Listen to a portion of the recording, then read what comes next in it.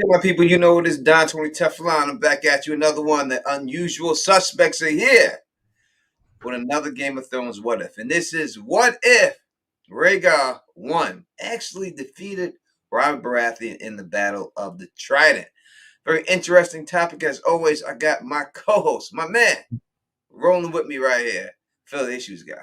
Thank you, Tony. It's good to be here. Just like the last 2 weeks, this is going to be another fun one to break apart and come up with a lot of silly BS to talk around it because, like we always say on these aren't about being serious or worrying crazy about facts. We like to fact check, but this is basically for some fun. Let's have some fun and bring back the fun in Song of Ice and Fire and Game of Thrones and talk about this ridiculous, fun what-if scenario. Exactly. What if Rhaegar actually won this battle and defeated Robert Baratheon at the Battle of Trident? We are live on Facebook, Teflon TV, live on YouTube, Teflon TV, and live on the Don's personal Twitter feed. So, any way you like it, we got it for you. So join us. And we want to hear from you and what you think would have happened, everything else. Again, this is for all y'all, to participate in, and we're going to get right into it right now.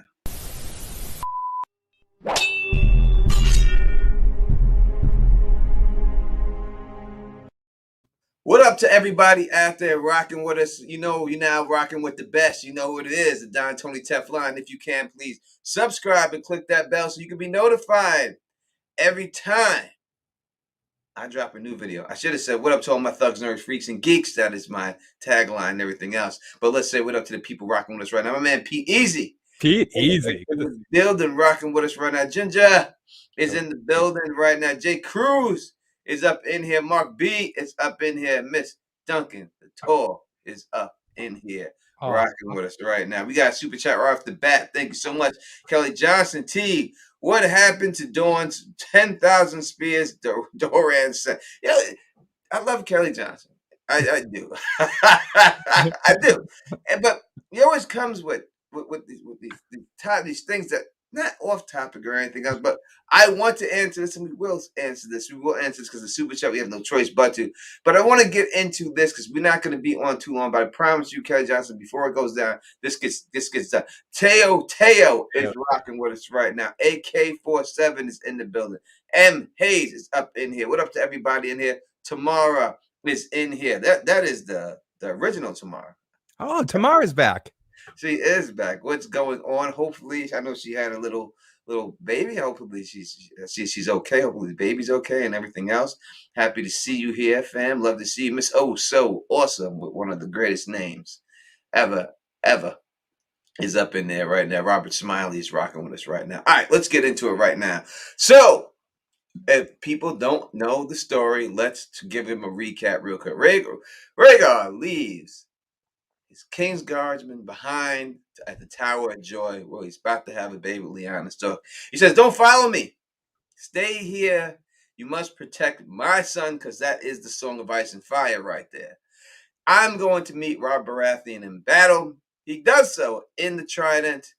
After a long-pitched battle there, Rhaegar then, at this particular time, meets up with Robert one-on-one on horseback.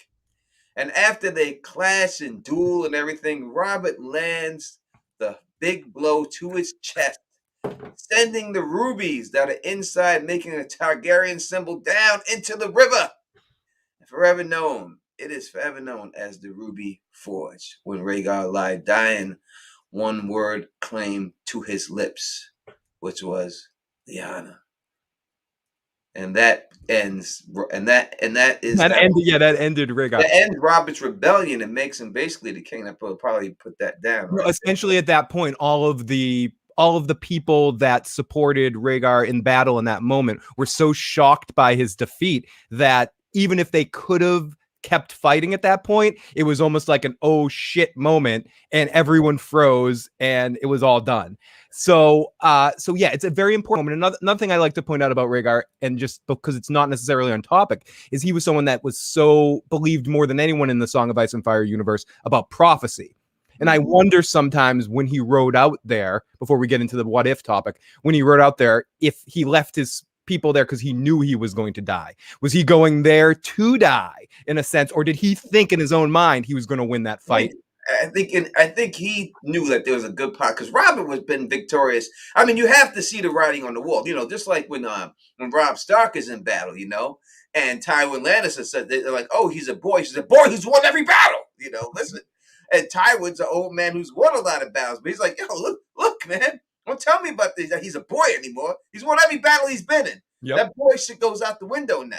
So you have to be realistic. Let me say thank you for the super nice. generous super chat from Jenna S saying, "My boys, I am going to be hula hooping, so I won't be able to add too much, but I want to make sure you get your due." Ooh. So excited for this stream. Thank you so much. Thank you. But I would like to see the video of that. Yeah, videos or it didn't happen. I am all about the hula hoop. But thank you so much for that super chat. We truly, truly appreciate it. Real quick. We got another super chat here.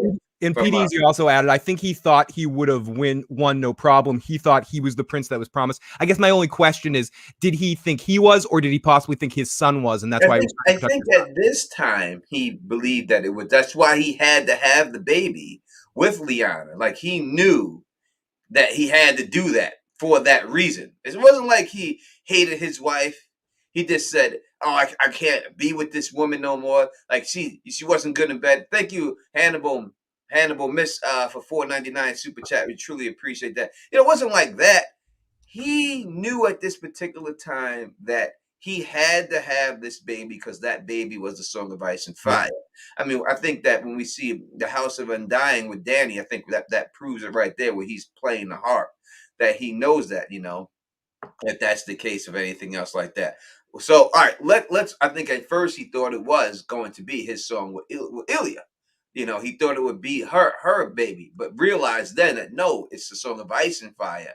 I need to be with a probably star. That moment when he saw her at the tournament, it all clicked into place. It was a detective kind of moment where he said, "Oh, she's it. Look at that. That's it." I mean, maybe he was led by a different sword, but I think essentially he did think that was going to lead to Lightbringer and all of that. So I tend to agree with that as well. So just to set this up a little bit, and you set it up really well at the beginning, we're taking everything factually in the Song of Ice and Fire world that happened leading up to the Battle of the Trident, and we're just replacing who won the Battle of the Trident. Robert is slain in one-on-one combat in that situation instead of Rhaegar. That's the scenario of which we're putting out here tonight. So it's not if he had presented himself to the Stark as I'm a suitor for your daughter, for your sister. It's not that. It's everything happens the same. They get into that fight, and Rhaegar is able to overcome he wins. Whatever he missed, Robert misses that blow. Rhaegar parries it. Somehow he catches Robert. Robert falls from the horse, and he kills Robert. Now, what would that be called? That was called the Ruby Forge because he had the rubies fell into the water. The horn. What would it be? The deer, the fallen deer. Yeah, so something. The fallen deer, fallen antlers. Maybe the stag. Where the stag fell off. Maybe they would have thrown Robert's helmet into the water, and it would have stayed there forever, like underwater, like this. You would have seen the shadow of Robert's helmet or something. But good point, Tony. That's the first what if scenario we fall up in this. That's just going to be called something different. And we PE said the stag fork. Stag? Oh, I like that. It would have to be something, with them because it's called the rubies because the rubies fell. So it would have been the horned helmet of Robert. So the antler or something like that. The antlers forge or something like that. I would think it would be something like that and everything. Robert Smart, that Warhammer ain't nothing to play with. No, when I did a stream with Bridge 4 talking about the greatest fighters in Westeros. Go check that out. And we put all that stuff into factors, size and weapon. Weapon is a big factor. When a warhammer on people with plate mail, that is easier to win because you could crush their chest in with that. With regular steel, it's hard to get through with it with a sword. The pressure drop of all that force that Robert's delivering there is just too much. It just was an inevitable fight when it set it up. But to Tony's point, we're pretending Robert slipped on a banana peel, fell on his ass, and Rhaegar went slit the throat or won that battle somehow. What would happen? I think there's a lot of things too. The first question I have before we get into specifics about the battle, What happens with the Freys? Do they just never show up? Yes. They don't join the other side. I'm sorry. I want to get them out of the way. Yeah, the late Walter Frey is just the never coming Walter So does Frey. he have scouts watching the fight? You think he has like guys watching the fight from a distance to tell you how it's going? All that's the one thing people hate the phrase. And I don't hate the phrase. I really don't. I mean, I know what people hate the phrase simply because of the Red Wedding. Yep. Who I don't think it was really their fault for doing that. Rob caused that to himself. He would have did. He made an oath. He broke the oath. You have to pay the repercussion. Now, was it too far to go? Quite possibly, maybe not. That's all debatable. But I don't like, and the in the show, they make them look like nasty. Yeah, what I mean? They cast the guy from Harry Potter that's like the douchebag janitor in Harry Potter. Yeah, and the clothes look dirty. You know what I mean? Like they look like got runny noses and shit. Anyone with a runny nose doesn't look sexy. There's nothing sexy about a runny nose. You're talking about runny noses in there and shit. They purposely make them look bad for what they did. They made them look like like bad people and stuff. What up to Carlaway, all the way from down under in Australia. Thank you for joining us. We truly. I didn't mean to jump the gun on the phrase, but it's the first thing that popped in my head when we were talking about this. Do they just not join the fight, wait to see what happens later, and then eventually join the side of the crown? Or do they march to the crown side in battle? I think on paper they had already made a declaration to the rebellion side, so I don't think they would have necessarily changed sides in the battle. I think they just would have not shown up and then waited till Rhaegar was going around to get fealty from all the big houses and then say, oh yeah, we got caught up in the, we're sorry. That's why we didn't join the fight. We always believed in the crown. And I think that probably would have solved the Frey issue in that situation. I don't think they would have joined the other side. The more interesting question, before we get to the immediate results of the Battle of the Trident, the thing that sort of separates to the end is what happens with the Lannisters.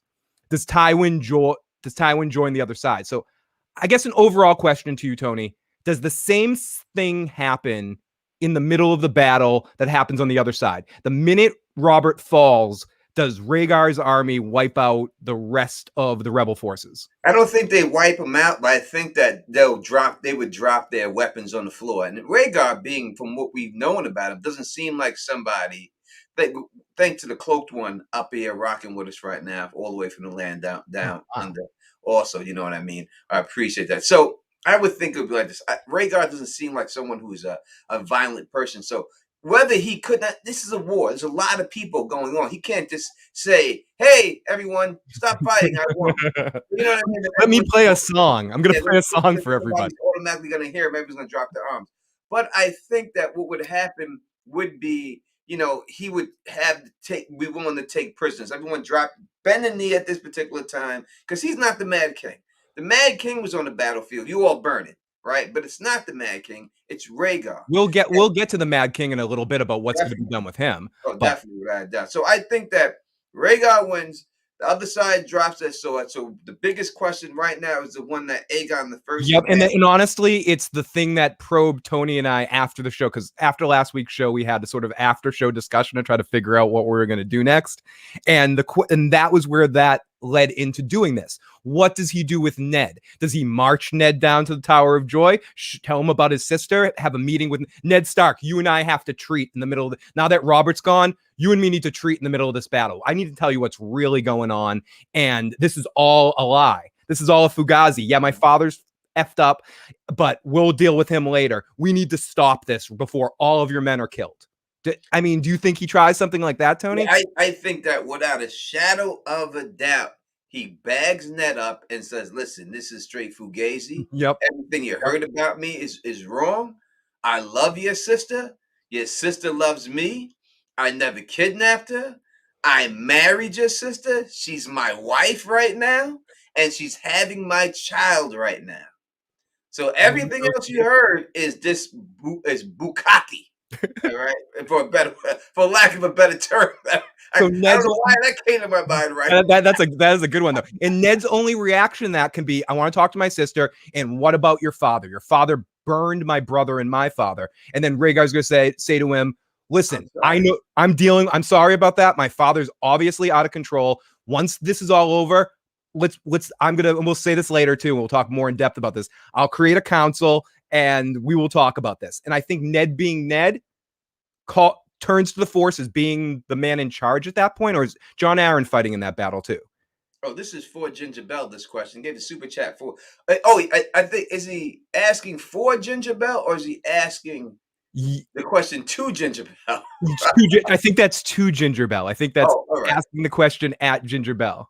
All right, Ginger Bell. Would Rhaegar marry Aegon to Rhaenys? Once you put your answer, Ginger Bell, we will put that up there so he could see it and make sure. Thank you for the super chat. But I do think Ned listens. And Jon Arryn's fighting in that battle as well. So is he? If Robert falls, who's in charge of the forces? Jon and Ned, essentially, 1A and 1B. Excuse me.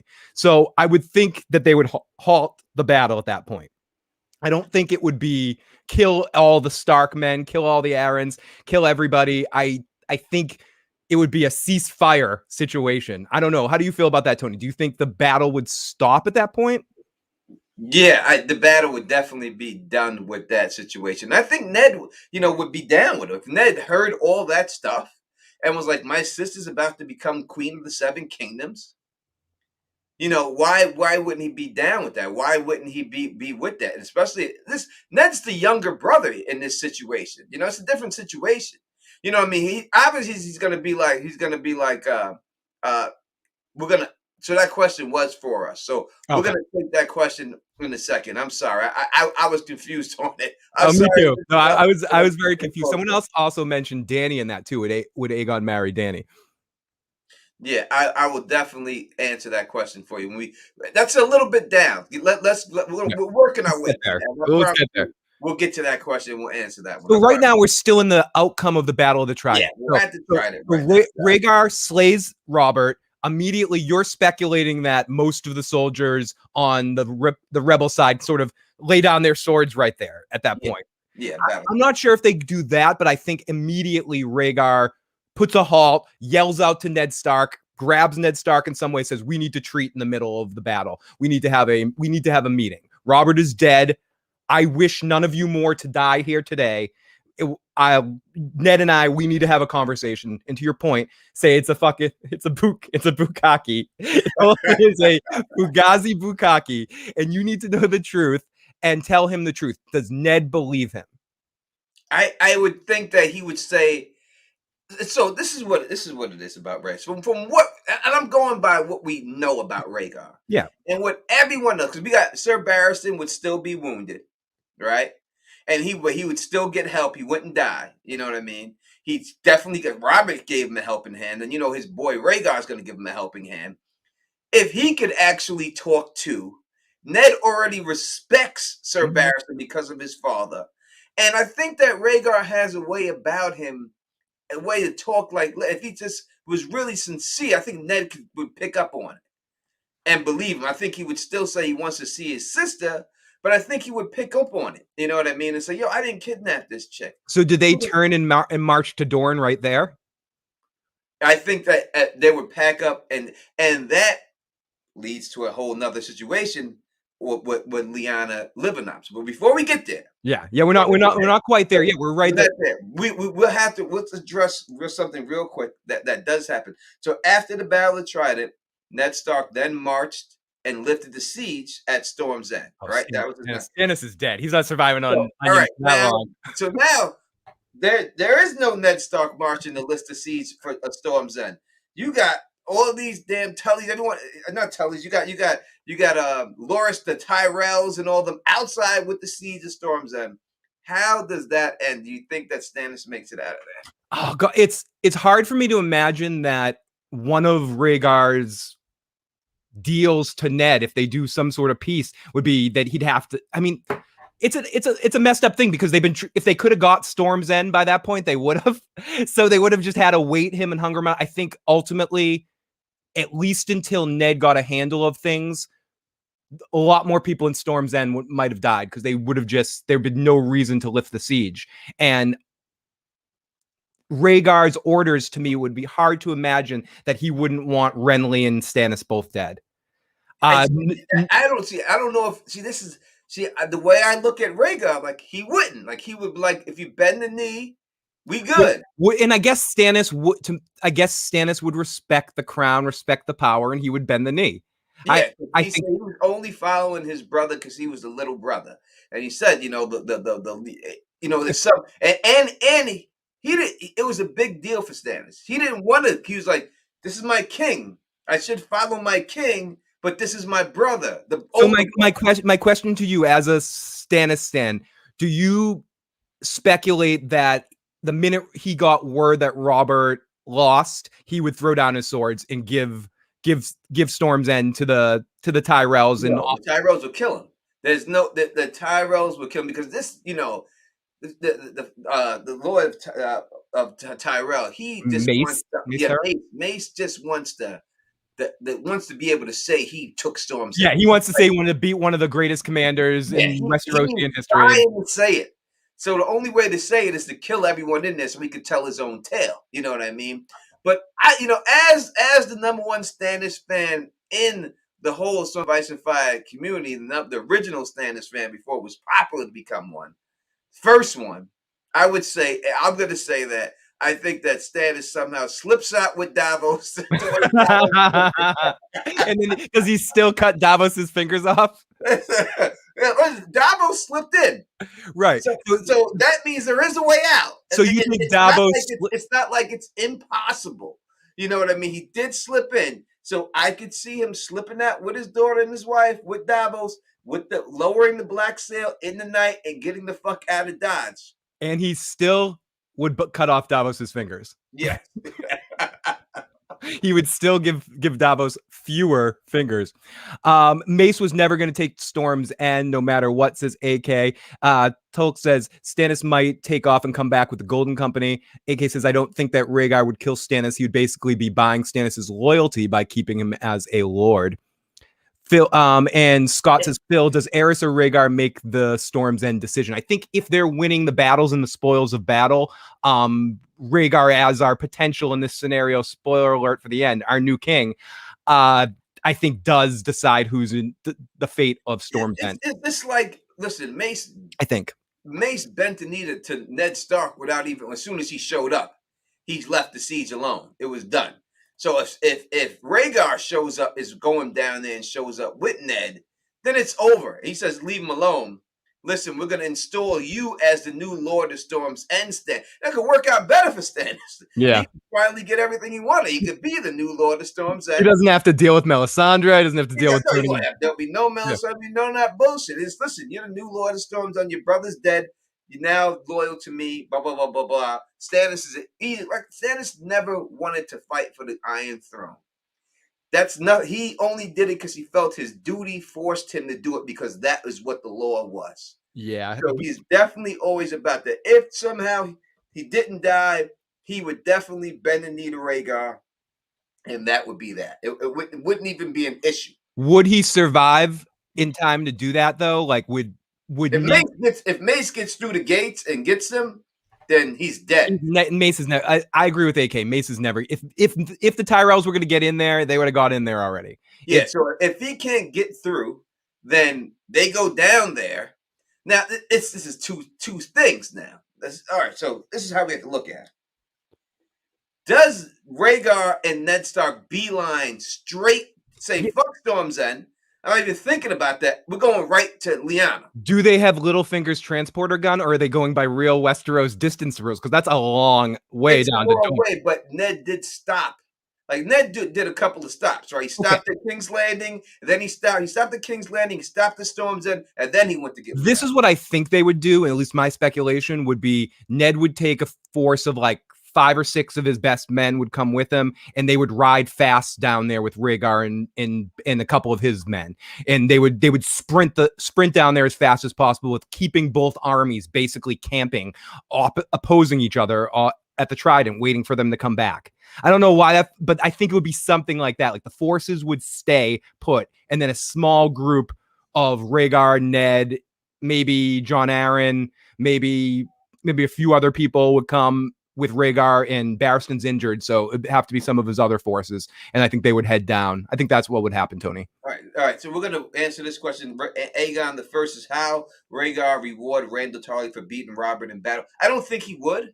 I don't think he was specifically saying you beat Robert in battle, you get rewarded. No one even remember that really. I think if anyone was going to reward him, it would have been Mace, but Mace is the one who got credit for that situation. Even though Randall beat him, it's still Mace who gets the credit for that victory. It wasn't Randall won, but Mace is the one who got the credit for. So if anyone's getting anything, it's going to Mace. And if Mace starts giving stuff out beneath him to his things, but it's Mace, that greedy fat bastard.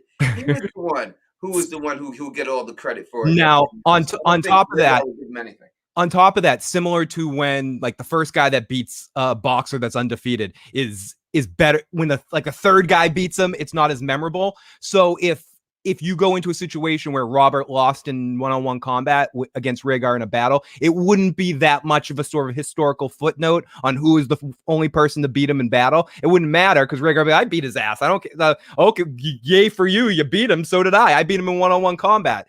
You get to stay home. Be an asshole to your kids. Do what you do. That is a much bigger deal that he beat him one-on-one in front of everyone. Like it's a dumb, like he beat him one-on-one in front of everyone. That's a huge deal than to defeat his army. All right, because he beat Robert by himself. And listen, Rhaegar's walking away from this thing as the greatest of all time. The greatest of all time. He wins this fight. And that's going to be a problem. We'll get into that. And he sings songs too. Fuck yeah, this is you're talking about. I mean, I'm trying to think of someone. And you're talking about.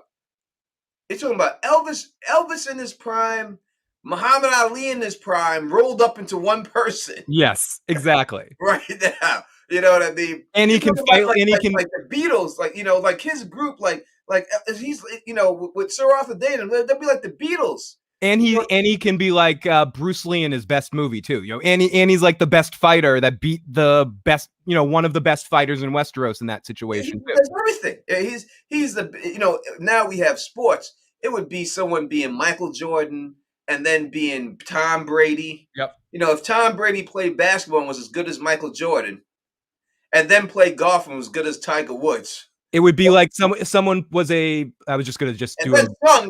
It's like someone's Bo Jackson. It would be like he was early 90s Bo Jackson, basically. Who sung? It was the best singer. That's what I'm saying. Like he was the best at he was the all-star in 2 different sports. So that's what it's like. He'd be everything. He'd be the Bo Jackson of Westeros. He'd be all that. All right. So we're at this point. So the way I see it is like this. It stunk in the tall. If Rhaegar and Ned Stark took a team of men and they just said, fuck it, we're beelining straight to the Tower of Joy. Yes. Do we have a chance that Lyanna could survive? Because they would get there very fast. They wouldn't be there. Because by the time Ned got there and got done with the battle, she was already... We get into a slippery slope there of even in our what if discussions to how much did stress of dealing with the situation of her brother and her lover killing each other in a fight and her ex-lover, like having her be less far along in the pregnancy, seeing a meeting where her brother and her lover are shaking hands to go, oh, I'm sorry, could that in a little bit more care bring her back, make sure she has a couple extra wet nurses, there isn't as much tension, could that, but that's a tough thing. She might have still died in childbirth. That might have been, I've seen Groundhog's Day too much. Sometimes when someone's slated to die in a story, they're going to die no matter what. So that's a tough what if. I don't know. I think there's more of a chance that she survives. And if not, there's at least a chance that, Jon is taken care of and raised, and he's obviously raised as the prince that was promised his whole life. So whether she survives or not, but maybe Tony, I don't know. It's hard. I feel like this is a hard thing to what if. It is a very hard thing. Someone just asked me if I have a Cash App. I do have a Cash App. It's a $ Tony Teflon 545. That's $ Tony Teflon 545. Again. Exactly, Cloaked One. We're dealing in medieval times with pregnancy as a scary. I mean, I know it's magical medieval times, but we're dealing in a time period where pregnancies are dangerous anyway. So it's tough. It's just tough to speculate that for fun a little bit. I like to say that maybe if she and her brother and her lover connected on some level, then that might release a lot of the stress. I think that what we look at, you know what I mean, and the AK got it right. The Capitals is the way it goes. But thank you to anyone who does send me anything on the cash app. I truly appreciate it. I'll keep it open just in case anything. No one's ever done that to me before, but just in case anyone does that, so I can shout you out with that shout out. All right. The bottom line is, by the time Ned got there, she was just about dead. But that was a long time it took him to get there. If he beelines right for her, I think it's plausible that they get there in time before she dies. She has a bigger conversation. There's no promise me, Ned. There's a huge conversation. I'm pregnant, blah, blah, blah, blah. Now, can the technicalities come into and the issues later when she starts to give birth and then she die? Of course, that could definitely happen. But they may have time to get her better help or Right. better. Get her the hell out of Dorne and get her up to King's Get Landing. her in the hospital. Get her in the Westerosi Hospital. Yeah, get Doc.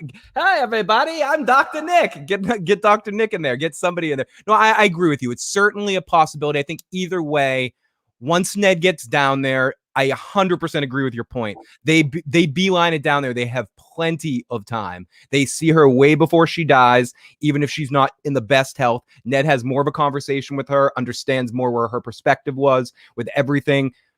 Totally becomes Team Rhaegar in that situation. I think it's all over because now it's just as C. Bob said, the maesters. Yes, there's no maester there. There's just a wet nurse there. You know what I mean? That's all it's there. So they get a maester down there, or get her in front of a maester, or bring her, or they don't have to hide her anymore, so they can bring her to the water gardens. Which has to have there's a maesters in Dorne, right? Yeah, of course, there's maesters everywhere. But there's a way to get her healed. So we don't know exactly what it was that made her die. Was the baby breech birth? What was the problem going on with the baby? Why she died? Did she need a C-section? Either way, there's ways that she could have been saved. So I think that there's a good chance when we look at this that she could have possibility of living. She could have still died, but she could have lived. So, I think it's a 50-50 toss-up. Right. I think either way, the important thing to take out, because it is 50-50, and I also think you made an excellent point there in the sense that if she's not in secret and hiding there, and they can easier bring a maester at that point where she's hiding in the Tower of Joy, there has to be a sort of cloak and dagger approach to everything that's going on because she's hidden from the rebel forces. So they can't have a maester there because they don't trust the maesters. Maybe they don't trust but once Ned comes down there and the cat's out of the bag, so to speak, then everything changes. And I think the important thing to take out of this, whether she lives or whether she dies, Ned leaves this situation being 100% pro Rhaegar and supporting him as king. The only issue they have at this point in time right now is dealing with the Mad King. And would Ned instinctually understand that Rhaegar wasn't responsible at all for what the Mad King does, or will he still have passive anger towards him? No, he won't, because Ned didn't want to kill Dany and Viserys. Exactly. Ned didn't give a crap about Dany and Viserys. No, he never gave the sins of the father and passed it to the next generation. Nope. Ned wasn't that type of guy. And if he got there in time and was able to speak to his sister, and she told him the deal, he's gonna believe her. He's gonna bend in. Listen, she said, "Promise me, Ned." He kept that promise. Not only did Ned keep that promise, he basically almost ruined his marriage to keep that promise, right? He didn't trust his best friend to keep that promise. So he bent the knee to his older sister. So if his older sister is like, listen, I love this dude. We're married. This ain't just this dude. I'm not just this thought over here. I got a ring on this goddamn finger, man. Yep. I'm ringed down. You know what I'm saying? I'm the future queen. Yeah, I'm ringed down. Check this out right here. He ain't just hitting it and quitting it. I'm ringed up, babe. What we think? Arthur Dayne survives for sure. So okay, yes. so let's just adopt that Tower of Joy. Excuse me. Tower of Joy. The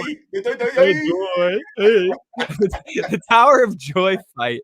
I gotta clip that. The Tower of Joy fight never happens. Like never happens.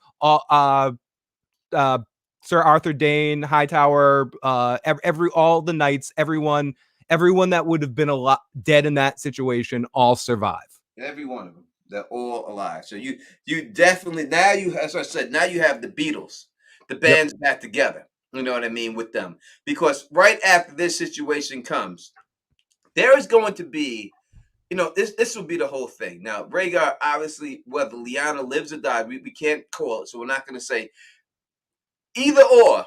With a heavy heart or with his newborn baby and his wife by his side, there's going to be such a triumph celebration down King's Landing, such a parade, the likes that no one has ever seen before, in celebration for his victory in saving the kingdom from the usurper. There's one problem. I agree with you, and we're gonna get to it because we're marching up there. Everything's happening indoor, and people are happy. Dogs and cats living together in the streets, beauty. Everyone's celebrating. It's the Ewoks celebrating with the Wookiee. Everyone's happy at this point, except for one guy. One guy's not happy. One guy's sitting on his throne, hating all this attention his son's doing, and all of this is very dependent on that one thing. A couple of things I want to think about. Okay, the Lannisters. The Lannisters don't sack? Tywin doesn't sack the city. Nope, Jamie doesn't stab the Mad King. He stays home and acts like he was down with them the whole time, because he only came down there to sack the city when he knew Robert had the war won, and he did it purposely to make it look like he was on Robert's side the whole time. That's why he did it. Now, so Tony, just to continue with the Lannister thing, does Aerys get to the absolute breaking point of Mad Kingness and go, I want to burn the city if Tywin's not sacking it? So no. So Jamie never has an opportunity to stab him. Jamie never turns his back. Jamie is not the Kingslayer. No, he's not. He never becomes the Kingslayer, because there would be no need to burn the city down, because he was only going to burn the city down because he felt that he was going to lose the city. So I could see version of Mad King. And let me say what up to someone watching on Facebook. The first person that we have in here watching live on Facebook. And it's in case you're not familiar, if subscribe to the Teflon TV Facebook page. In case you can't get to YouTube, we stream these things live on Facebook too, and on Twitter.com. So Tony Teflon and Don Twitter.com. So make sure, and let me say thank you, Nina, for having in there and joining us. We don't care how you join us, as long as you join us. I appreciate you being there. All right, go ahead, Phil. The only thing I could think of, and it's a joke almost, that Aerys would set the city on fire when the parade is going on. He'd be like, "Screw my son! I'm gonna burn this." I could see him going there is a situation where Jamie still stabs him. That might be predestination too, because I think Aerys is eventually getting to that point. And I guess this brings us back a little bit in the sense of, okay, Ned and Rhaegar solve their beef. They marched their army with Lyanna or not. We'll just skip. We'll say Lyanna either lives or dies, and Jon is raised as the prince that is promised, essentially. But they march up, they join the forces. The swords are laid down. Everyone gives fealty to Rhaegar. At what point does the conversation about the Mad King come up? Will Ned it will come up, I think, now, and this is the whole thing. Rhaegar's got the support of, so Rhaegar has the support of the whole Seven Kingdoms at this time. So the tourney at Harrenhal was for him to garner support from the all the High Lords, right? That's what he did it for. Yeah, there's a rumor that he was planning I've heard speculation that he was planning a coup anyway. Yeah, he was already about that life, right? Because he's seen the way his father was turning. Varys figured this out, and Varys says, now you gotta look at Varys. Now Varys' plan, the Varys' plan is to bring in Rhaegar. Do you think it's still Varys' plan in this situation? That's his plan from the beginning. His plan is, because the whole thing about Rhaegar is that Ilio Malpatis is his boy. He's doing this for Ilios Malpatis, and the fact that he is a Blackfire himself, Varys. So he's definitely going to want, doesn't matter about the Targaryens.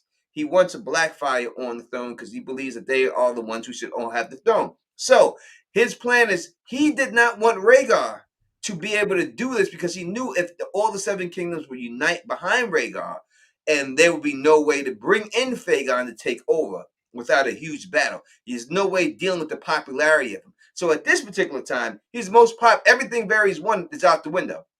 He's the most popular person of all time in Westeros.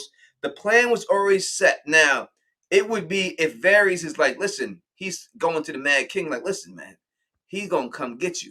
He's the Right. most He popular guy. wants to the Mad King to Mad King is the best tool for Varys to get what he wants, because if he can produce another heir, Blackfire that comes in and say and usurp or not take over for the king, another person that's justified in that king situation. And when Rhaegar steps on that throne, he might be the greatest king of all time, and Westeros might celebrate and scream and love. So it's benefits Varys's plan to whisper in Aerys's ears to burn the city during the parade, because or whatever. Like, now you have to turn on Rhaegar. Rhaegar's planning something on you. So you're saying Yeah. Varys would be working against our new dream team here? He would be working behind the scenes getting that done without a shadow of a doubt, because he needs instability in order to get his man Fagon on the throne. Now, this is the whole thing about that plan, right? Then, too, there is no Fagon plot, right? Because his kids don't die. Nope. Rhaegar's kids do not get killed. Ilya does not get killed in this situation. There's no mountain killing his kids. So he can't go and pass this child off as his child. He won't be able to say this is Rhaegar's child. So we'll have to come up with a different plan. There would have been a whole different situation. When those kids were killed, then they came up with the plan saying, hey, we can say that this is Aegon's kid. This is His Rhaegar's. plan would have been his plan would have been But he really would have never screwed. had that. So he would have just had to come as a straight Blackfire. Right now, he would have had to come as a straight Blackfire, like this is what it's going to be. We're coming as the Blackfires. We're the rightful kings, and we're going to come. He would have had to do that. He wouldn't be able to use the ploy of being Rhaegar's kid. You know what I Now, mean? Tony, Jessica in the live chat has a follow-up question. Did Varys bank on Fagon, or when he found out about Daenerys survived, do you think his first train of thought was Aegon the Seventh, as long as married to Daenerys? I think he wants to marry Fagon to Daenerys, but that wasn't his plan. He thought he wanted his plan. Varys' plan was to have the Dothraki come over, right? He wanted the Dothraki. He didn't think they'd come over with Daenerys. He thought they'd come over with Viserys. Yep. He thought that Daenerys would be executed and get killed, but Viserys would come over there with them, and then he would be able to save the realm from the savages with Fagon, Rhaegar's rightful heir.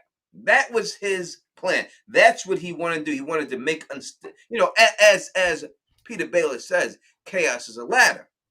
He wanted to cause chaos so he could make his guy look like he was the hero, Now, saving the day from the savages. So that's what he wanted to do. When the dragons came and everything else, he shifted his plan here. He shifted his plan there. He did his thing. So we wouldn't have any of that situation there, because in this situation, all these people live. You got Aegon, all Aegon's. Now Jon Snow is not the heir to the Iron Throne. no, he's way down the list. And before we pass Varys, I do want to make special reference to C. Bob's very succinct point. Rhaegar kills Varys in this version. And I don't know. It would depend. It would depend if he knew what he was doing. Do you think he has spies of his own? Do you think Rhaegar knows? Rhaegar has a Littlefinger or a Varys of his own in the mix somewhere? Yeah, he would have to know that Varys is the one seeding all this doubt and everything else.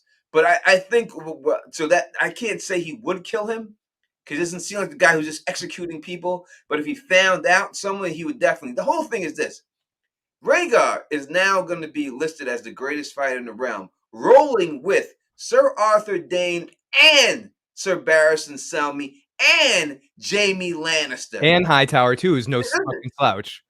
This is a stormtrooper group right here.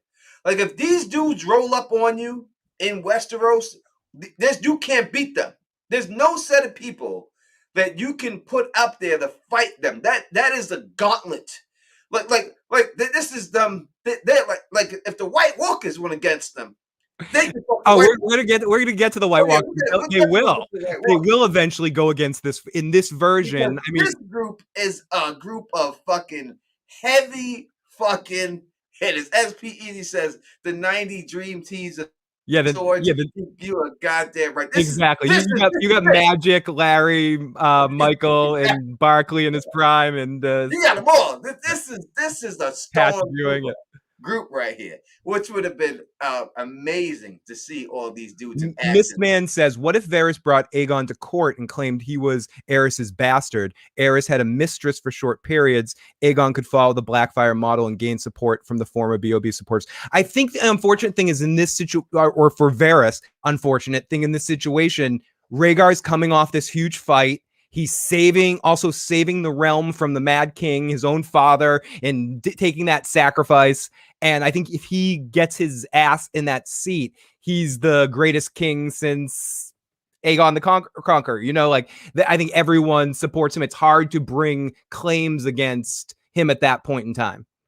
Yeah, listen, this would be it would be hard. So that's what we're coming down to right now. Right now we're looking at he already had plans to remove his father.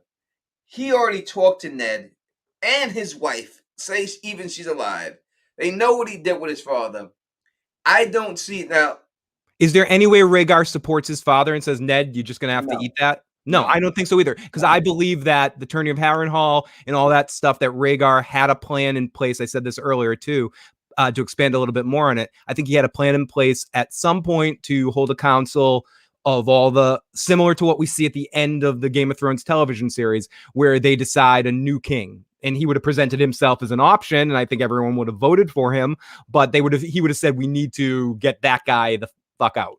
Yeah, only way could there be his father try to kill him? Yes, there could be a way his father definitely is jealous. Who is still supportive of the Mad King at this point? The Varys? There would be no one. That's the whole thing. The Mad King will wind up in the end with no support here whatsoever. And his pyromancers. Those are the only. He's got his pyromancers. That's just about it. Could he blow up all King's Landing and kill his son? Could he go all Cersei? Yeah, could he go all Cersei? He definitely could do that. You know what I mean? He could definitely run that right now. Oh my God, Jenna did the video of the hooping while watching us. I want to see it. Thank you, Jenna. The unusual suspects appreciate this. If you're over 18 years old, I'm just assuming she is. But let's put that caveat out there real quick. If you're under 18 on Sunday, we don't see. Aegon the First says Rhaegar should have killed Varys for screwing up his plans at Harrenhal. That's what I'm thinking, that maybe Rhaegar might have more of a read on Varys than the average person does. Because again, in this universe, up until the point where he dies, and again, winning this fight too, I think Rhaegar is supposed to be a man of many talents, and he probably has some of that, being able to read. He can probably spot Varys a mile away and can see him whispering in his father's ear. At least in this version of it, I'm saying that he knows about Varys and he kills him.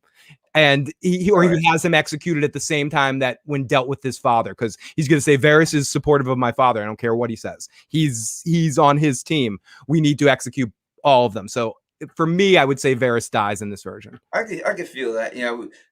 John S is saying we have 85 people and only 46 life. What's going on, people? Well, I mean, what's the deal with that, man? Hit that damn thumbs up for your boys out here, man. Yeah, we need to get that up to 100 because it shares us with a whole new group of people, especially if we're going live right now. So everyone out there, if you can, share this, like this, bring someone in right now. Right now, share it, like it, and sometimes when you like it, it shares it for you. You know what I mean? So you don't have to do that. So just put the like in there. All right. Tough times out here. We need as much help as we can to get the word out to more people on these. Exactly. I love having everybody up in here. I love it's the same. Seems like we have a good churn. People, same people that come through, and a churn is the same people who come through. And Fritz is right. It's a Al Gore rhythm, or man bear pig, as we refer to him sometimes as well. Man bear pig is real, Fritz. It's real. So we appreciate helping fighting man bear pig. But we have this from Miss Man Jones. Will you please read it? What if the Tower of Joy was framed with wood and Ned burnt it to destroy the evidence? That way Jon would be born from salt and smoke. Lyanna's tears in the smoke from the Tower of Joy. Interesting. It's very interesting. Now, Is it a good chance? Well, from what we've seen, Not in this scenario, but if we're taking a different what if we're doing if this is a suggestion for a different what if it was framed with Wood and he did something like this, that'd be very awesome, especially if Ned was more someone that believed in prophecy. yeah, I think I don't think it's really going to need the salt and smoke, because it says that. I got to think of the prophecy. Let me say what up to my man Don Willie Oh, and the Don boys Willie. rocking Don. The Azora hype is in the building right now, rocking with us right now. You know what I mean? As he says, we need more likes in. Let's get those thumbs up, man. I can't see the thumbs up, so people give me let me know how many we got. I mean, we should have at least as many people watching that has a thumb Yeah, up. exactly. If you're watching, then thumbs up this, man. Come on, we got haters out there, man. So definitely do us a lot. All right, so I just think that I would just think that it's the theory is that he's reborn, right? Is he born or reborn? He's reborn. Reborn? Is it reborn? No, born. Let me find. Let's see if I can find it. Yeah, is it reborn in smoking sore or born in smoking sore? Because if he's reborn, that means after he's born, he doesn't have to be born in that situation, especially if he dies again, right? So if he dies and that like John died and came back, I don't think he would It have. says they would be born amidst smoke and All salt. right, born. So he's born. So if it's born, I don't think that he would have to die again and then be born again. So I don't think it would really need for that to happen at that particular time. As long as he dies before and then comes back. So that could go, but I think it's born. I think that would have to be born Yeah, born. for that.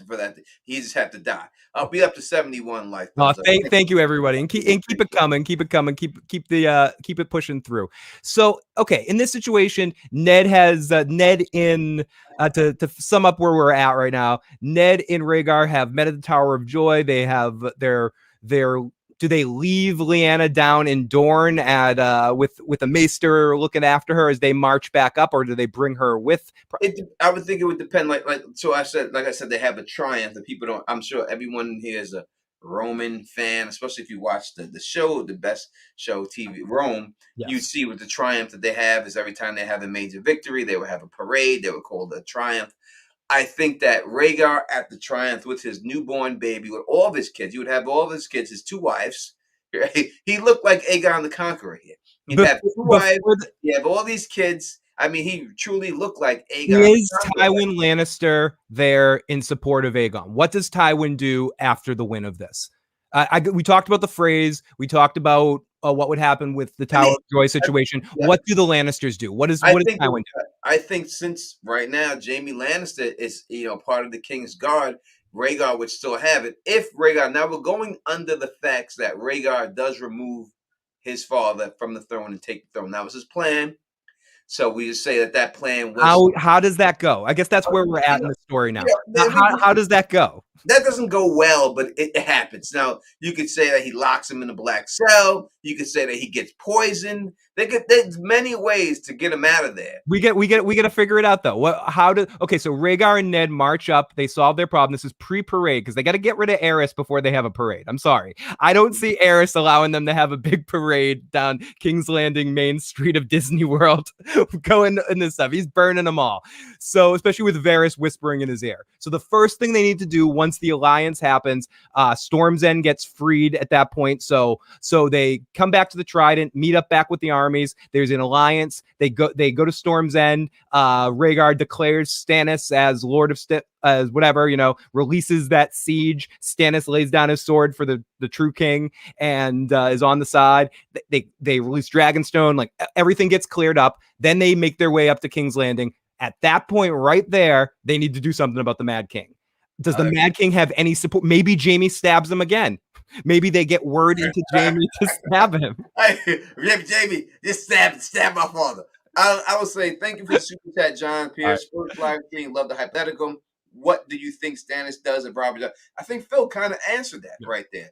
And we talked about it a little bit earlier, and I'll say it again. I think that there's two ways it goes down. If the siege is not broken, then Stannis dies in the siege. Three ways it goes down. If the siege is not broken, Stannis dies in the siege. Or Stannis and his family do escape with Davos, the way Davos slipped in with the onions. He slips out. And if Rhaegar breaks up the siege, he says, "Listen, support me, Stannis," and Stannis says, "I do."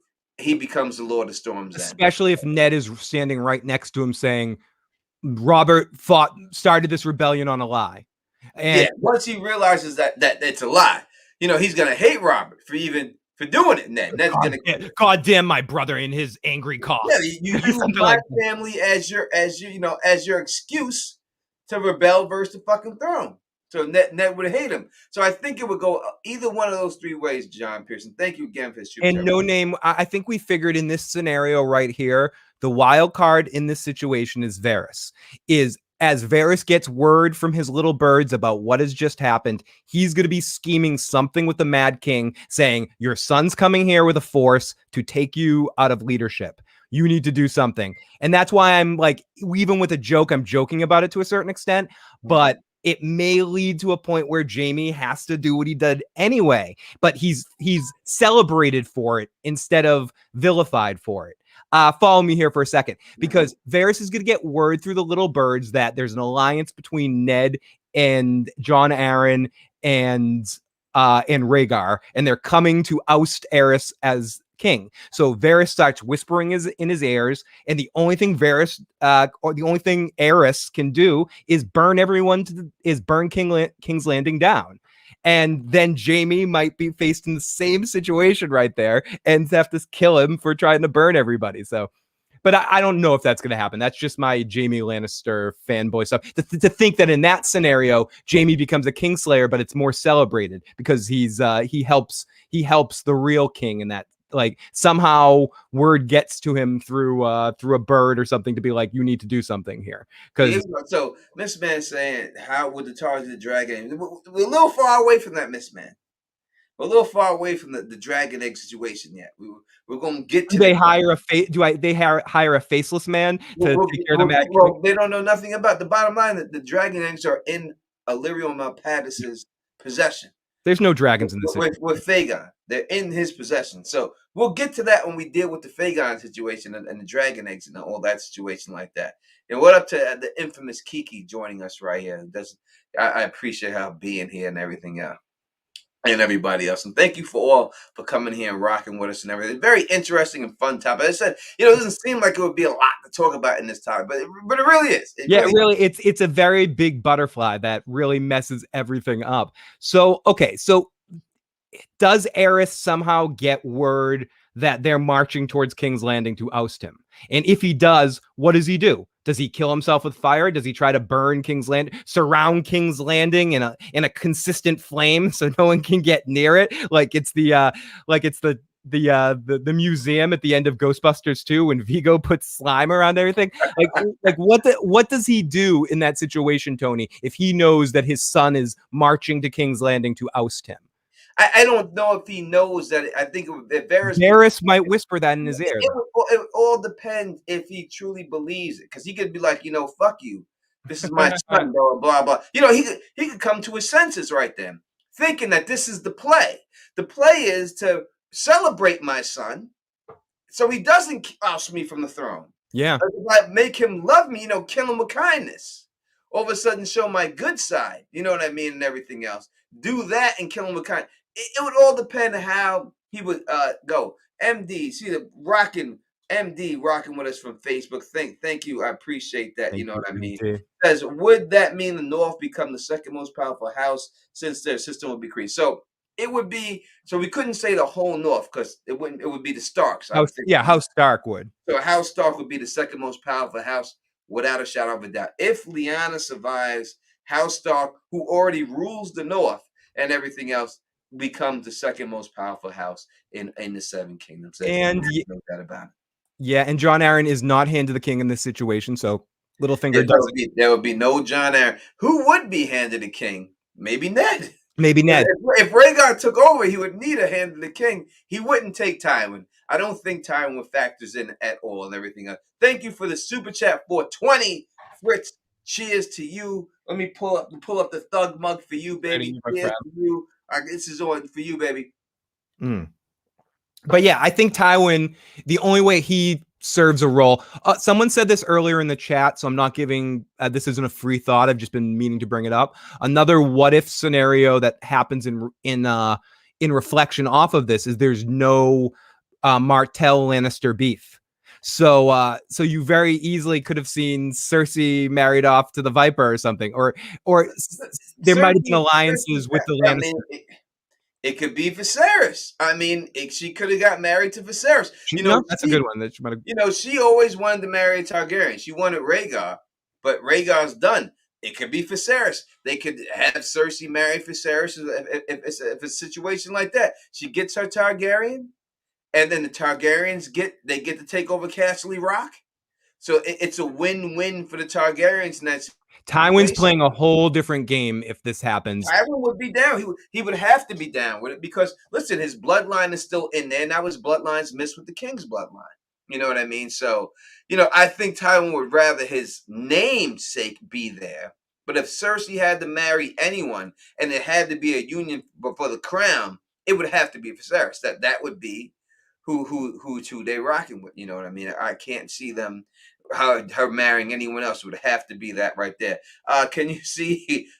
Jess is saying, can you imagine Viserys being married to Cersei? It would be a sitcom. It sure would be. But the whole thing about Cersei is that Cersei is like I know this one girl, personally, and she's a down chick, and I love this chick. Like she's one of my good friends, and I love her. But I know like she knows how to adapt. Like if she is, I'm not saying she did, but I'm giving examples. Like if she's dating a mountain climber and she'll learn everything about mountain climbing to be with this person. If she knows someone who's a scuba diver and she likes him, she will study every book and everything about scuba diving so that when she talks to him, you would think that she scuba dived for 15 years. I think Cersei is that type of person. Yeah, she's She plays the adaptable. part. She plays the part that she would have to play. You know what I mean? And that's what it would be and everything else. I Do you think think that's she's the most like, besides being batshit crazy, especially book Cersei? Do you think she's the most like? Because I think Tywin's like that too. I think Tywin knows how to adapt to situations. I think that's the trait. I think if each one of the Lannister children got one of Tywin's traits or a few of Tywin's traits, I think that's the thing she got from Tywin. Like he's extremely adaptable as well. He'll adjust his plan based on the situation, and Cersei knows how to do that. No doubt. MD saying Jamie would have killed Viserys the day after the wedding. Not at all. He didn't kill Robert. He didn't kill Robert after the wedding. So why would he kill Viserys? He wouldn't. And to Robert Smiley's point, you guys could have wrote a better. We got 3 people at least from Facebook right here. Dolores Rose. Thank you so much. As again, let me give a shout out in case anyone doesn't, you can't get to YouTube. You want to watch on Facebook, Teflon TV on Facebook. We live stream these on Facebook, and we also live stream these on Twitter too. So if you can't make it to YouTube, you could definitely do that. But make sure you subscribe to the Teflon TV page on Facebook and like it so that you can be notified when these things jump off. So that is what it is. Just know we do. We do it on all 3 things. But what Cersei is capable of, Viserys is a buffoon. Listen, this is Viserys we're talking about. We're talking about a kid who ain't never got no ass before. And you're talking about thirsty Cersei. Who is thirsty? We're talking about I know. I thought you were saying Viserys is thirsty, but also he's growing up in privilege now. You get a different kind of Viserys. You're not getting Viserys. He's like the beggar king. Right, he's not the beggar king. He's a little spoiled. He might be even worse, but he's gonna have some of his traits. He's not gonna be as mean. He's gonna be more like just spoiled little douchebag rather than like desperate in some ways. He's gonna shower Cersei with gifts and he's gonna treat her well if in that situation, I think. No doubt, because listen, Cersei's a beautiful woman. It's not like he's being made a bad match here. No. It's not like he's being told to marry dirty Frey, right? I'm trying to think of a woman's Frey's name, but they're I'm pretty sure that's what they're all called. Dirty Dolores Frey. Old dirty bastard of Frey. It's not like he's being asked to marry dirty Dolores Frey. Ooh, baby, I like them all. She's a beautiful woman. So I don't think he would have. And it's at this particular time, everyone thinks Kathleen Rock is still rich. Yep. So there's no doubt he would be about that life, and Cersei would wrap him around her finger. He I think without a doubt. And I just want to thank Robert Smiley. We could have written a better 8th season. That might be a good what if. What if Tony and Phil wrote season 8? We might do that one. we can definitely do that without a shadow of doubt.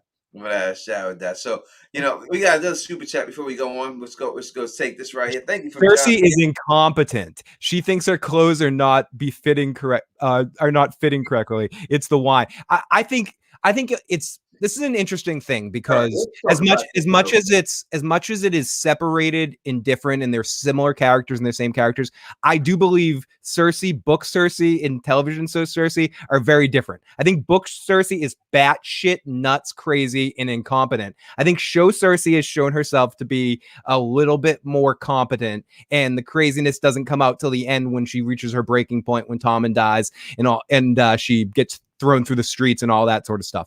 Yeah. I think show Cersei is fucking competent. Yeah, and I think that y'all are looking at things that played out in her life that turned her that way, that didn't play her out. Let's go through it. I'm going to say this real quick, and then we'll get back to it. But yeah. All right, Kiki, thank you for rocking with us for as long as you can. Truly appreciate it. If you want to keep it running in the background with the mute on, with the sound down, we would appreciate it. It helps. It helps. I would say this. Listen, Cersei, Rob Baratheon, she loved Robert. She was down with Robert. She wanted to give him a shot. He was started calling her Lyanna, and she felt like that he loved a dead person more than he loved her, a breathing girl. Robert also was cruel to her and purposely tried to hurt her when having sex with her because he was mad that she wasn't Lyanna, right? She wasn't Lyanna, and he hated Tywin, and he had you're looking at a Cersei who didn't go through any of that. So you have to take all that. Now, that's the woman that she became because of these things. And a lot of people can become a lot of things when put through different situations, right? So you're looking at a woman that didn't have to go through all this stuff. She's not going through all these things, so I don't think that she is the Cersei that y'all are thinking that her. I agree, and that's how I feel about Viserys as well. Viserys and Dany in this scenario aren't the same people we know them as in the main story because they're also not faced with the same trials and tribulations that both Viserys was dragged out of his home during a rebellion and pulled away before he was bashed and killed by the mountain, and then lived as a beggar king for years, living off people. Yeah, as Scott LaRock says right here, no Joffrey. No Joffrey. No. You don't get any of those. I don't think Cersei and Jaime. I think Cersei and Jaime's torrid affair ends a lot sooner because they're not near each other. You don't have any of these kids. Only kids she'll have is half Targaryen kids, and then she'll be very happy to have half Targaryen kids. You know what I mean? He's going to be living in Dragonstone with Viserys or something. Well, it wouldn't be Viserys. It would be. Well, it would be Aegon. Would be the. Oh, if Aegon gets brought into the Aegon, because he's real Aegon. He's real Aegon would be the heir to the throne. So that would bring that problem into play with Dorne, with his second wife. He probably have two wives. Rhaegar looked like I said. He looked like Aegon. Now we didn't get as much details about it, obviously, on the show. We just got it more in passing, and we haven't really got to that point yet in the books situation. So she had to be cool with it. She, with her being Dornish and already being a little open with group situations and multiple romance and that openness in Dorne. If he came to her and was like, "Listen, you're great. I'm always going to support you and support the kids, but I need an annulment. It's not happening." Like she had to be agreeing, or maybe he was going to, I don't know. Some part of me thinks that she was a willing participant in all of this. Yeah, I think that Dornish life is a different life. They don't care, you know what I mean? I think she'd be down to have, you want to share. Yeah, you want to marry another girl? Bring her in. Yeah, we can get a divorce. You want to hang out sometime? Yeah. Bring that wolf in bed with us. Yeah. We'll make a howl together. Yeah, if you can get that wolf into play, like she can join the party. And if you don't want to marry me, that's okay. You'll take care of my kids. My kids are still do all this stuff. We'll make that wolf howl like she never howled before. She'd be like Lassie on Porky's. Now Ginger Bell says I know exactly. Sorry, I just got that. Ginger Bell says we'll get to super chats in a second. Says I dealt the annulment to be honest. I don't know if I doubt the annulment. I feel like she must have been a part of this, but you could be right. This could have all been forced upon her with Well, new no, kids. because look at it like this. She was still in King's Landing when all this stuff was going on with the kids. Yeah. So if she really wasn't down with it, she would have ran her ass back to Dorne. Yeah, she would have pieced it on. She didn't. She stayed in King's Landing. So she was down with it. That's the proof right there that we need to know she was down. And if y'all don't know the Lassie Porky statement, just go watch the movie Porky's Kim Cattrall. Oh And gosh, that Kim Cattrall and that in Mannequin is like top level. Whatever. She's amazing in that movie, and that's an underrated movie, an underrated comic movie.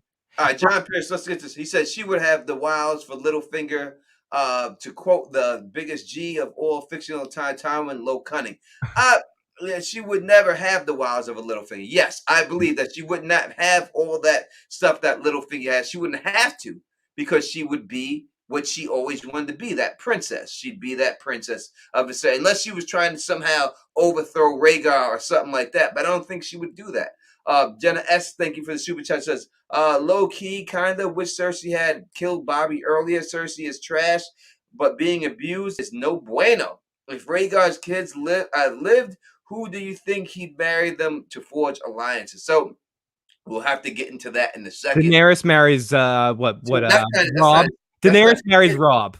All right, so that's not his kid. So that's his sister. So his sister, yeah. If we have Viserys marrying that, then we have Daenerys. Daenerys gets to Rob. Like, I think she would be off to the north. I think that would be a Rob. I think Rob. Like, Rob they're about the same age, right? They were both born around that time. I think if Ned's a friend of the throne at that point in time, and Daenerys becomes Rhaegar's. Well, Ned's single too, though. Who marries Ned?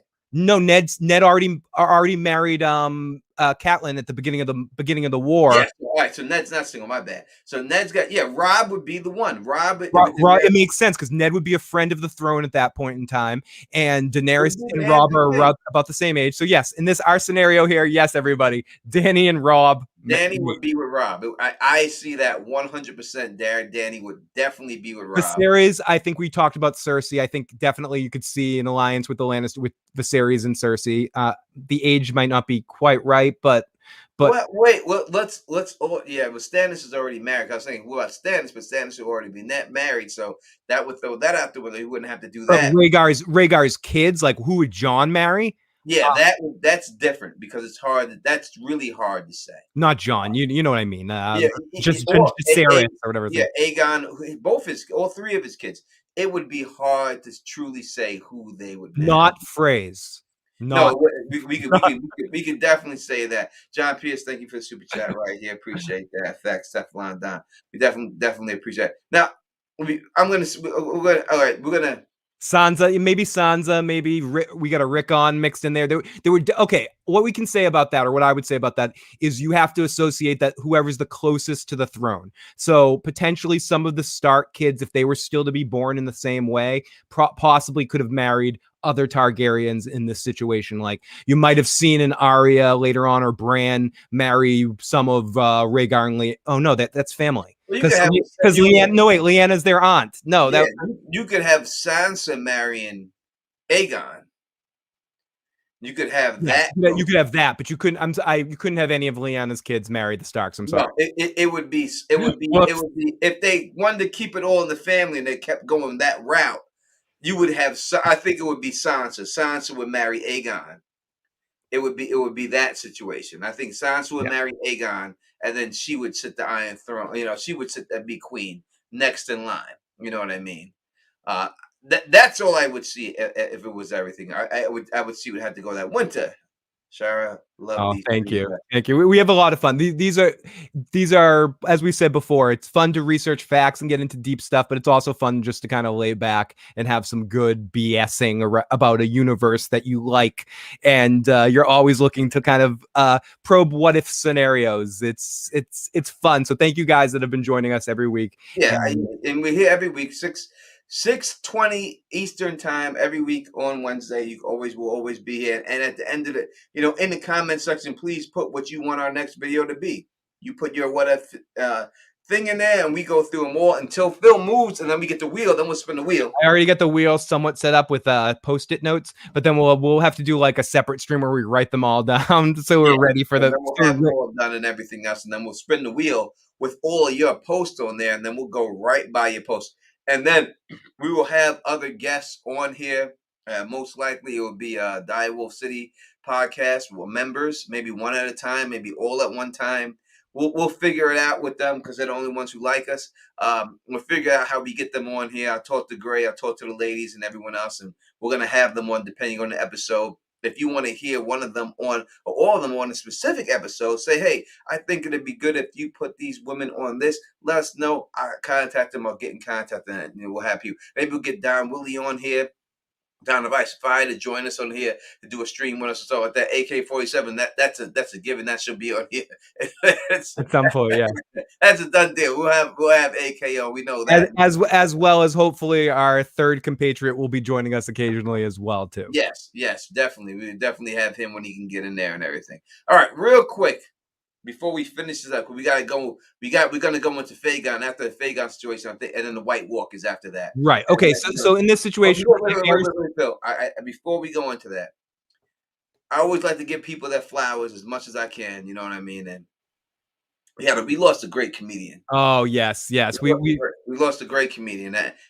I think that Phil can speak on him more than I can. I mean, I think anyone can. I think what was so great about Norm is, and we're talking about Norm Macdonald, that if you don't know, passed away, and he balanced that edge of being almost in the same way that some of those old comedians did, of being like able to say whatever he wants and have a no holds barred tactic, but at core was such a warm, good guy, to the point where he was dealing with battling cancer for many years and didn't want his audience to know, so he just went out there and entertained as much as he could. There's a season of the Orville waiting for us, but Norm was a guy, I saw him live a couple of times. He is a true stand-up comedian in the way that Rodney Dangerfield was, in the way that Richard Pryor is, and not someone like Eddie, who's an actor, maybe my favorite stand-up comedian, but that's not his lifeblood. Norm in front of a stage, and he just says the most outrageous, ridiculous stuff, never afraid, a super knowledgeable, intelligent guy, one of the funniest bastards to ever grace us with ridiculosity and off like humor that pushed you in a great way. And he also played with words and had a crazy voice. So he just had such a funny, ridiculous guy. The thing about Norm Macdonald, I'm going to say this real quick, and we're going to move on from this, but I'm going to give him his flowers, is that he just seemed like a guy you went to school with. Yeah, you had a guy in class. He didn't seem like Norm, like this famous guy. You know what I mean? He just seemed like he could like, you were just cool with him. He seemed like a regular, everyday guy telling jokes like he was your boy. Like some guys you see that larger than life. Richard Pryor, larger than life. Eddie Murphy, larger than life. Like a star. If someone sees you, and say, "Oh, I went to school with Eddie Murphy," like, you really went to school with Eddie Murphy? Norm Macdonald, you went to school with Norm Macdonald, so did I. Oh, great. That's Norm. Yeah, he was just a regular guy who made it, who took the dry humor and pumped it all the way up. The dry kind of the Seinfeld, I would say, type. Yeah, almost to the level handling type comedy. Mm-hmm. He took that and pumped it all the way up. And the great, he played Burt Reynolds better than Burt Reynolds. Yeah, no, his Burt Reynolds was great. He had so much care and concern too for his audience and presenting himself in a good way. One of the best compliments I can give about Norm too is when you play in a band or you play in a musical act, and Tony knows this too, that dealing with an audience and dealing with an audience response can sometimes be like, who's there to support what band? When you're sitting there and you're performing for the actual musicians, the other people that came out, the other bands, when they're sitting there and looking at you like, fuck, these guys are good. That's what really moves me as a performer in some ways when I'm on stage. Yes, I want to move the audience, but I also want to make all the other people that play music too in that situation go, we're in trouble. We're in trouble. And that's what Norm did to comedians. All the comedians of that era, if you ask them, he was the guy. He's the guy. It's like Carlin of a different age or Pryor at a different age. Like to people of that whole era, all that Saturday Night Live crew, the funniest guy to them in stand-up comedy is Norm, because he just owns it. And Norm's also one of those guys that will come out on stage and go, fuck you, audience, I'm not in the mood, and just walk off stage if he's not feeling it, because he has a little bit of that Andy Kaufman in him too, that little bit of that playing a joke that only he's getting. And that, I love that about him too. And historically, he always helps his friends too, and he's been a guy that helps people and cares about people historically. So rest in peace to his family, and the world's a little less funny. Yeah, without a shadow of doubt. All right, and we'll come to it after dark. We'll talk more about it. Yeah, All right, absolutely. back to topic right here. Super chat from Aegon, the first $5. Would Rhaegar have married his kids to Dany and Viserys for the Targaryen bloodline? I think they would have been a little young for that. Now, that would be the only thing I would say. That it would be something like that. You know what I mean? That would be. And I mean, would Dany and Viserys ultimately? I mean, a couple of people have suggested this in the chat. We're marrying out these Targaryens. Would Rhaegar want to have the Targaryens marry Targaryens to keep the bloodline stuff going on, or does he not care at that point because he's got Jon? I don't know if he's caring as much as the old school people did, because we look at the Targaryens at that point, they weren't really doing that. I mean, they weren't truly like going through it that much. No, I mean, he was married to a Martell. Yeah, so I think that he could have ushered in a new era. Who is and this is, I'm ignorant to this. I could look at the book, but it's packed. Who was the Mad King married to? I think he was married to a family member. Was it a Targaryen? Yeah. People in the live chat, please correct me. No, thank you for that. Thank you, Finances. Super. Rest in peace, Norman Dow. We hold this drink up. I'm gonna take a shot. I'm gonna take a shot for Norm. And I got to see Norm live. Well, not mean to belabor the point, but I got to see Norm live once, and he just has that stand-up comedy energy. His sister, so he was the Mad King was married to his sister. John Pierce, I didn't know his passing would have effed me up so much, but it did. Sad he's gone and not suffering. I agree 100%. A lot. I don't want to. It's tough.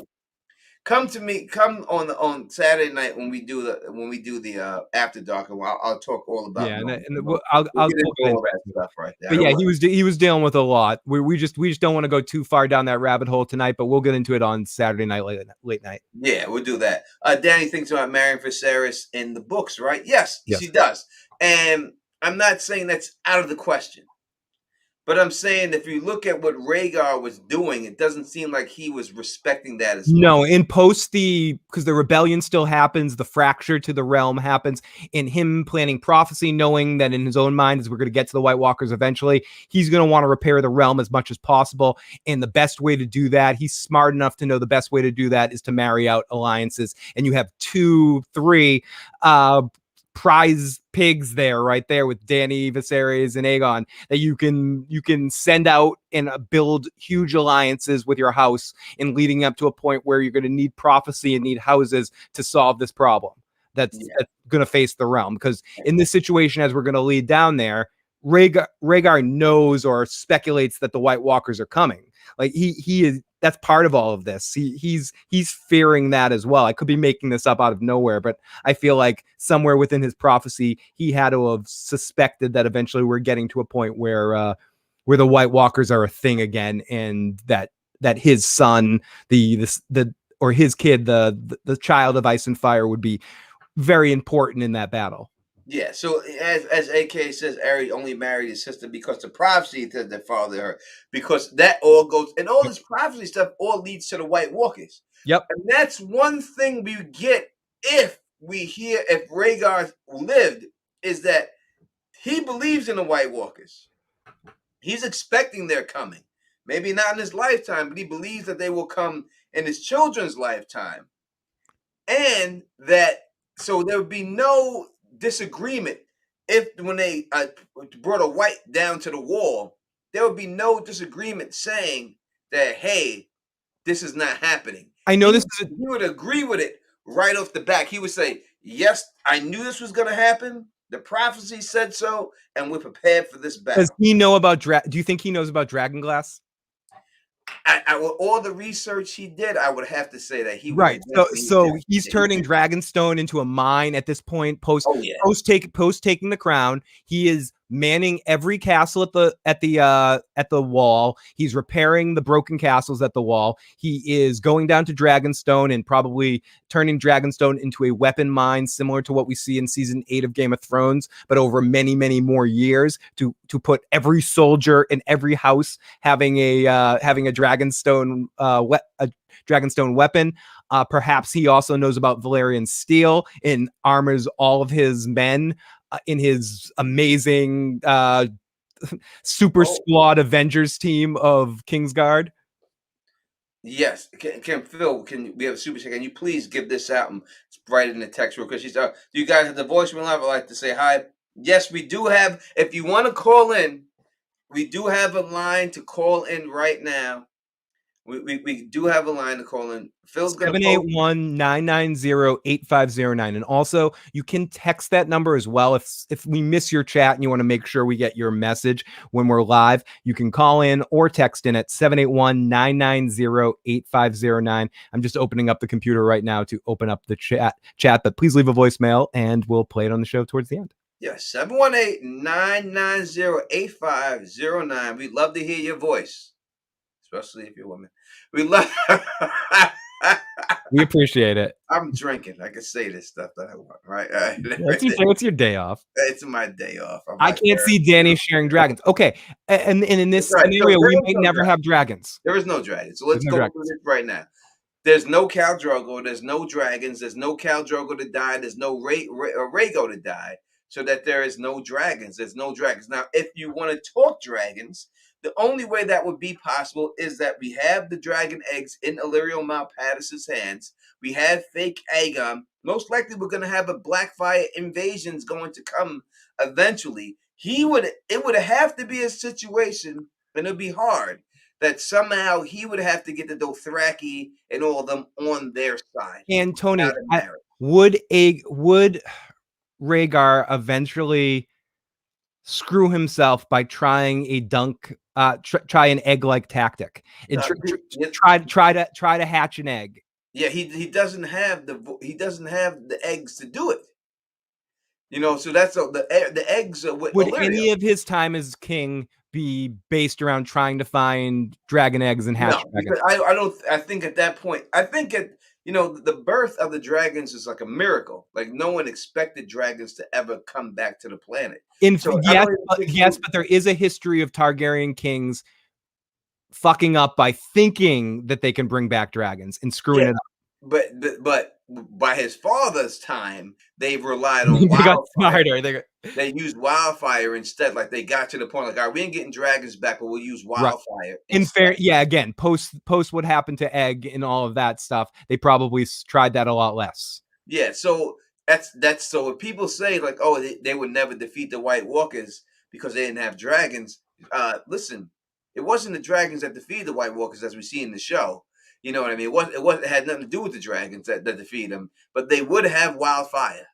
You know, they would have wildfire, and wildfire is goddamn effective. It would blow all those whites right up too. So don't think that we're going to talk about that. We also do have our voicemail, Tony, if we want to play it. One second. I'm gonna get a new drink for this voicemail. And I will take a couple of the comments in the comment section. Tell the Dothraki the ghost grass has come to life and they will kill everyone the world over. Jackie C says, maybe Danny could still have a Wake of Dragons dream and have a vision of who has the eggs.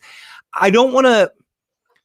Maybe she would, but in this scenario, I guess if you want to say that the dragons were born because they needed to be born to save the Targaryen line, to save the realm from White Walkers in some ways, they never needed to be if Rhaegar doesn't die, because he's going to prepare the realm for this with, as Tony mentioned, he's done the research probably and understands about dragon glass.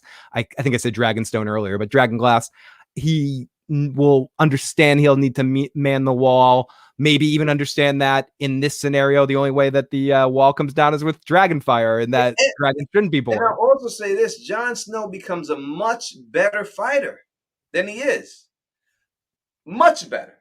Yeah, no, because he's trained by Dane and Barristan and Squires Jaime Lannister. Yeah, Jaime Lannister.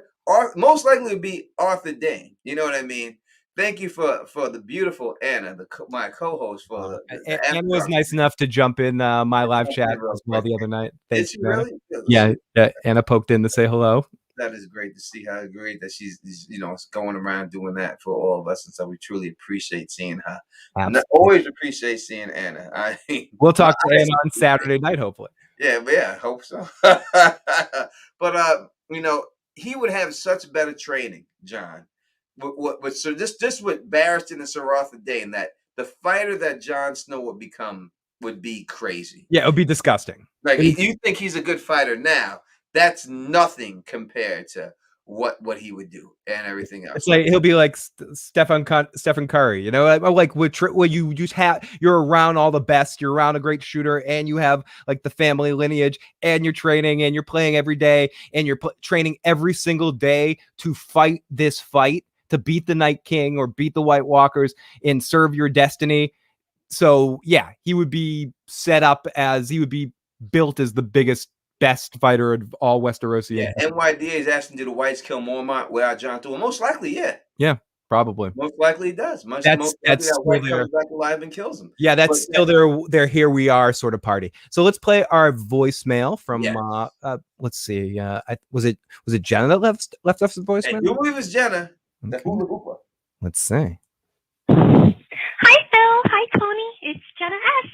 I just wanted to say hi and tell you guys how much I look forward to these streams, and just tell you guys you're doing such a great and awesome job, and to just say thank you so much. And okay, yeah, that was kind of it. What a voice for that one. That's a beautiful voice and a beautiful, perfect voicemail. Thank you so much. Play that again. Jesus. Yeah, we need to play that one more time. Let's play that one. Hi Phil, hi Tony, it's Jenna S. I just wanted to say hi and tell you guys how much I look forward to these streams, and just tell you guys you're doing such a great I was adding effects. And to say thank you so much. And okay, yeah, that was kind of it.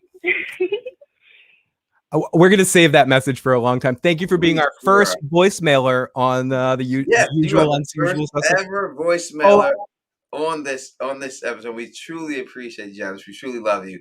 Thank you so much for doing that. What a sexy laugh that was, too. Yeah, I know. The Marilyn Monroe-esque, that voice. The little giggle, the little giggle at the end. You see it? Yeah, I might need to just sound clip that giggle, I think you should. There you go.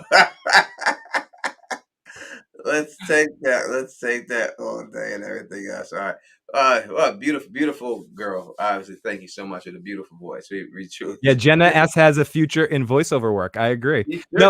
You should not get nervous. Please leave Tony and I when we're live, or if you ever see me live.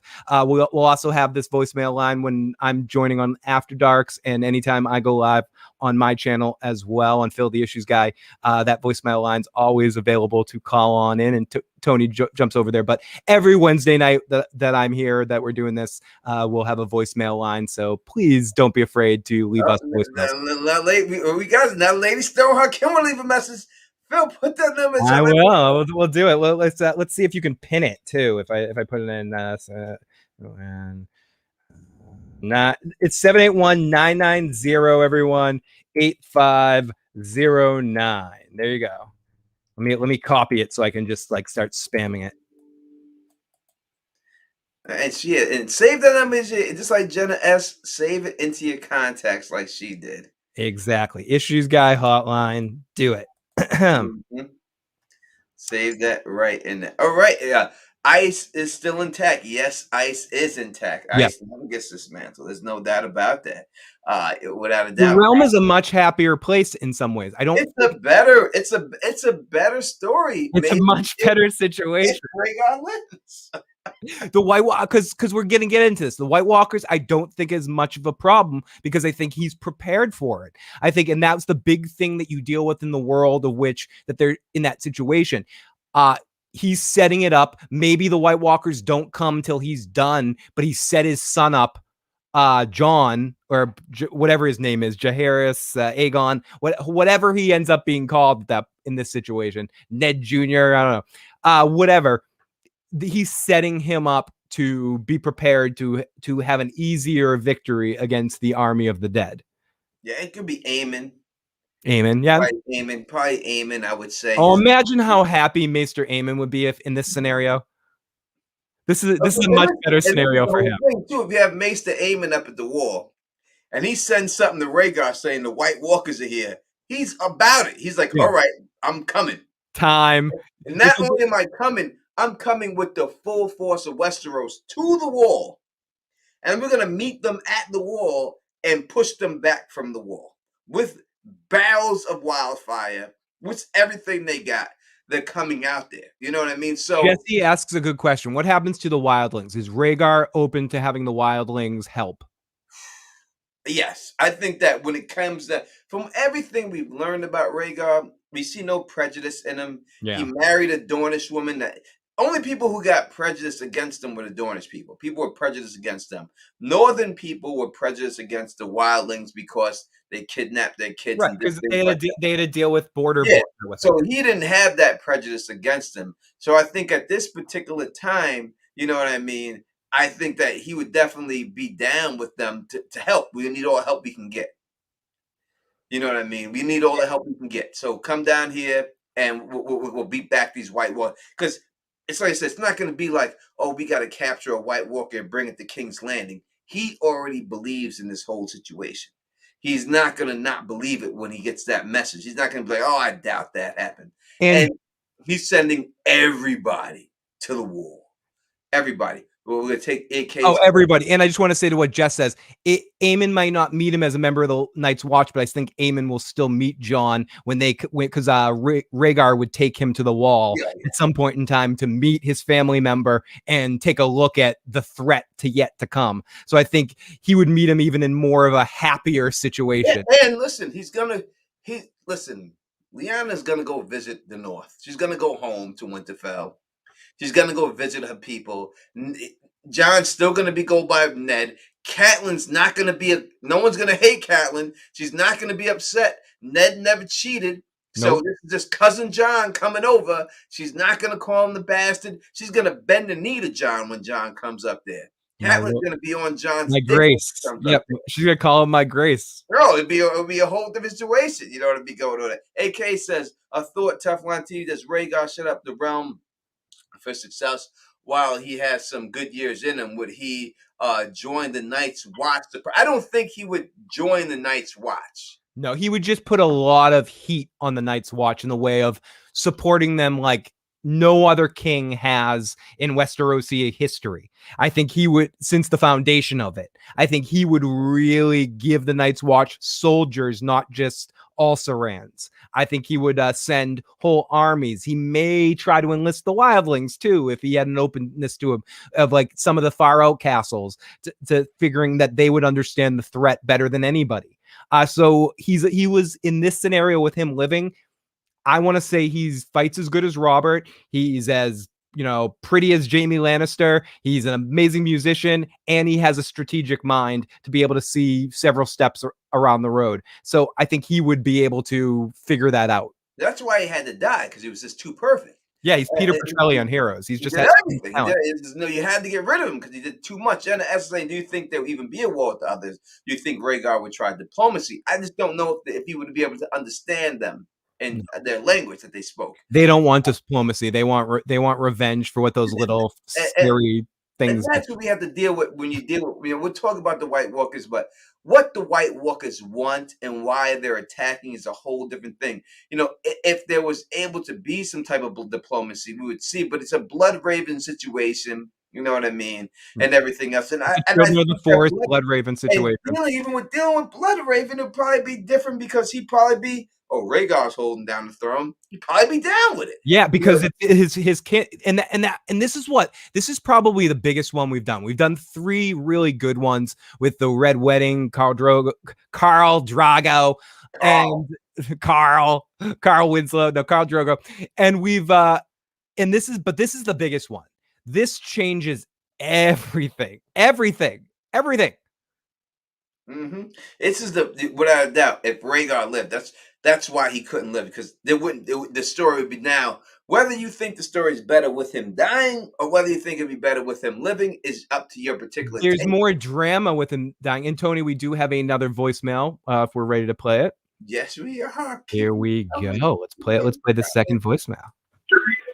Hey, this is John from Southern Maryland. All right, stop And it. you got the killing live stream. I love it. What was that? Pause it real quick. Damn, I was excited about it. I was over here. Oh yeah, you were hoping to hear another girl, right? And then here comes John. Yeah, but John's giving us compliments. Well, we love you, I John. love John. I'm just saying. Did you see how disappointed Tony was? He's like, oh, it's I love John. you, John. You know, I'm just fucking with you. I'm just No, fucking with you. All right, let's start. No, but I love the disappointment in your eyes. It's like a little kid on Christmas opening up and finding underwear. You're like, oh, it's underwear. This is gonna be really useful, but I really don't want this. Yeah, I love that. Yeah, I'm sorry. Throw a punch. Hey, this is John from Let's go. Southern Maryland. And you guys are killing it on your live stream. I love it. Jenna, I said, what's up, girl? You're killing it, too. Oh, we're letting him shoot his shot.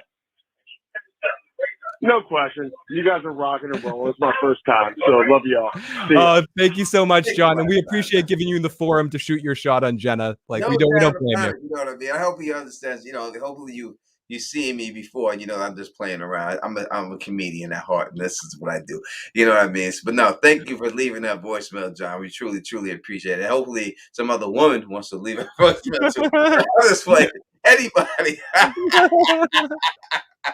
Anybody who wants to leave a voicemail, you know the number.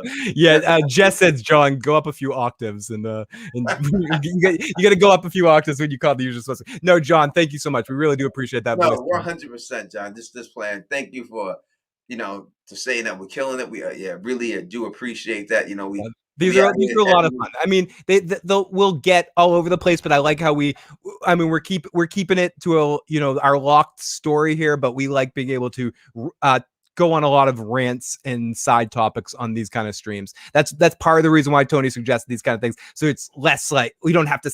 Each of these what ifs creates so many scenarios that it's okay to bounce around to topics about what's going on with the Freys or the Lannisters in this situation and how the ripple effect of this happening. And we do have another voicemail. We got this. Hi, John. I'm a little too far in Jersey. We're doing a love connection here, Tony. Listen. You know, no one. This is why I feel about it. I'm not saying this about you, Jenna. So don't be a mad king here. Listen, I'm not saying this about you, Jenna. So don't think it. But I think of don't be a menace while drinking your juice in the hood. When he's talking to his son, he said, "Listen, don't be bringing no hoes up in my house unless I hit him first." That's what I'm thinking about. I'm not saying Jenna's a hoe or anything else like that, but I gotta get paid for everybody else. I'm a host, motherfucker. And speaking of which, Tony, we have two more. I would love to hook up John and Jenna. That would be a beautiful thing. We can make a love connection on Teflon. We're always down to make a love connection. Tony, we have two more voicemails. Two more. Here we go. This is from area code 727. 727. Hello, Chill the Issues guy. Hi. I'm Tony. It's Lady Stoneheart. Lady Stoneheart. Just want to give you all much love and appreciation for keeping the community going and enjoying these Wednesday nights. And Bill, the daytime stream, thank you. It's so wonderful to see you back and at it again. Thank you. I love you guys, and to the chat, I love y'all too. Y'all have a good night. Oh, thank you so much. That was a little Southern Belle going on there. Yeah, that was a little good little sounds there with the voice. Thank you so much, and I appreciate it. It's awesome being able to get going again too. Super chat. This is great. Thank you. I'm glad you have a sense of humor. You know, I'm just playing around. And we have one more. Thank you, John. Thank you for popping on in. Thank you for the voicemail. This is area code 559. 559. Hey, Phil and Don is there with Martin. I'm giving you guys a call. My question Martin. is the Night Queen. You think the Night Queen is going to play a big deal on the end with the fighting the others? Yeah, man. It's cool. All right, Phil and Don. Thank you. Bye. All right. Now we're not gonna We're not gonna keep your giggle, all right? You want to say that? And we just got another voicemail. All right, well, But let's answer his question first. The night. answer this question first. I'm gonna let you know when I do that. We'll keep it one giggle. But Edward, it was great. It was great to hear your voice after all these years, brother. All right, so the Night Queen, there was a Night Queen and everything. All right, feeling done. Thank you. Bye. I was trying to get the giggle. Sorry. No, we can't compare giggles here. I'm gonna sound clip both giggles. All right, so the Night Queen in this situation and dealing with this situation, I don't know. I think the Night Queen was a device that they used to create the Night King to begin with. So if they don't use that device, again, I don't think that there's any purpose for the Night Queen. So that would be my whole situation. How is this Night King created?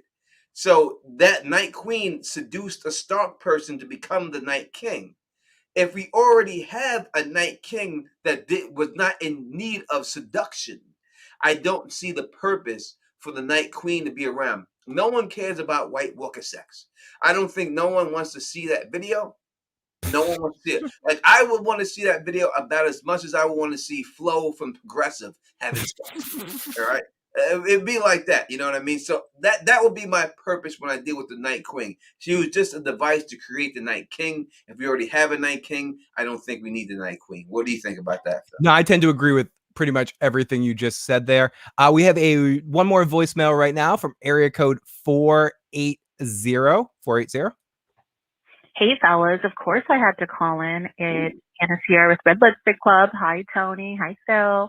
Hopefully we'll be able to get on this Saturday if Tony isn't out collecting more women that he can be a simp with. We'll see. Whoa. Show as always. Oh, Hi, Anna. everybody in the chat. Hope to see you guys soon. Anna, shots fired on that one. That's you see that? What happens? Wow. I love Anna. You see, Anna, I just gave her all those compliments, and she said, "I'm outside collecting." She's like, are you gonna stream on Saturday? Or wow. Okay, lots of love to Anna. We will be talking on Saturday night. I can't wait for Saturday night now. Anna shaded it down. Yeah, that message. I'll be able to replay that message on Saturday night. Yeah, so you saved that message. It's saved. Anna, you're gonna answer for that message. We'll play it on Saturday. Not only you're gonna answer for it live. Come Saturday to watch Anna get busted for that answer right there. So to get back on topic here, ultimately, I think what we're saying here, for the most part, and this is why we've sort of gotten into a sort of a free-form discussion here at the end, because I think we've reached our point where it's not a brick wall, but we've ended where Rhaegar rules, he stops the White Walkers, and peace behaves the realm forever, essentially. Not forever, but I mean, there's rebellions, there's problems, there's whatever, but I think he deals with the White Walker problem. I don't think we have dragons. I don't see a situation where we have dragons. Tony, do you? No, I don't see how I think the biggest threat that would come, from outside of the White Walkers would be another Blackfire rebellion or dumb Greyjoys. I guess. Yeah, I don't even think they would. You wouldn't have a Greyjoy rebellion. There would never be have that because you wouldn't. Theon, they wouldn't do anything. They wouldn't have Theon doing all this stuff. Theon would be down with Robb. There wouldn't be no. He wouldn't even know. No, he wouldn't even know Robb because Balon would never rebel against Rhaegar. Yes, or maybe he.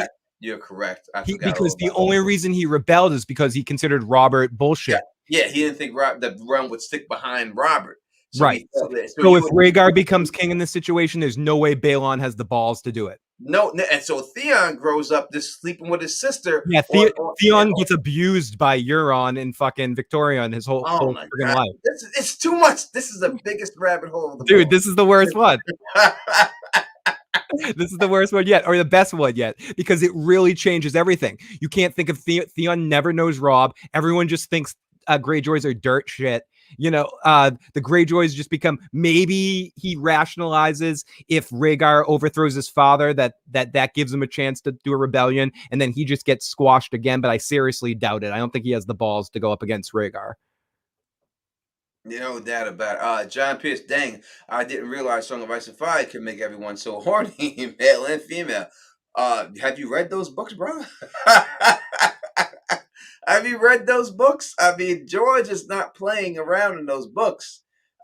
He's not sugarcoating stuff that's going on in them goddamn books. But yeah, Theon, the whole Theon situation never happens. Nope. He's never a ward or anything like that. He grows up as the heir to the Iron Islands. So the whole Balon situation with the Faceless Men and Euron with the Faceless Men. None of it happens. I mean, it's possible that Euron still does that and has. There's still a bunch of Greyjoy shit. There's no way. But if he killed him, there'd be no need for a Kingsmoot because Theon would just take over because he's the son. So it would just be does that. Euron kill himself when he does eventually find a dragon egg and trying to hatch it and burn himself? I think that's Euron's fate. He dies trying to hatch a dragon egg. Yeah, I don't even know if that's even believable that he had a dragon's egg. Because if he does have a dragon's egg, then he gives it to the Faceless Men. Then we have to talk about what the Faceless Men were planning on doing with that dragon egg to begin with. Would he say? Would Euron in this situation say, "Kill the king, kill Rhaegar"? Rhaegar is so protected. I don't know if he would. I don't know. It's hard to think that Euron would do that in the end. It's just so convoluted right now when putting them into the whole mix of everything. Yeah, and that's what the Great Dragon asks the question: just what would Euron do in this world? How would Euron go with his prophecy in this world, or would Balon still be killed by Euron? Would Euron have to kill Theon as well in that situation? Would Theon have any claim to the salt throne in that situation? No, I mean, Theon, no, because both. Wait, I'm sorry. Both Balon's other sons are still alive in this scenario. Yeah, because they don't die. Oh my god! Yeah, so Theon has nothing. Theon has nothing. Theon's the little third douchebag. Yeah, he has nothing because Balon's sons never died, and they can protect Balon from Euron. Yeah. So, So this is. Yeah, so there's no chance that Euron would even attempt this. Euron gets killed by one of Balon's kids. Kelly John says Summerhall didn't fail. A dragon was born. Rhaegar definitely could see that prophecy is true. That it was Rhaegar was the dragon that was born at that particular time. Now, I don't think they needed to do the dragon eggs things for that birth to happen. That birth was happening regardless. Yeah, you know what I mean? But I can understand exactly how that prophecy did come true in a different way than they thought that it would come true. Phil, hold it down for 1 second, brother. Yes.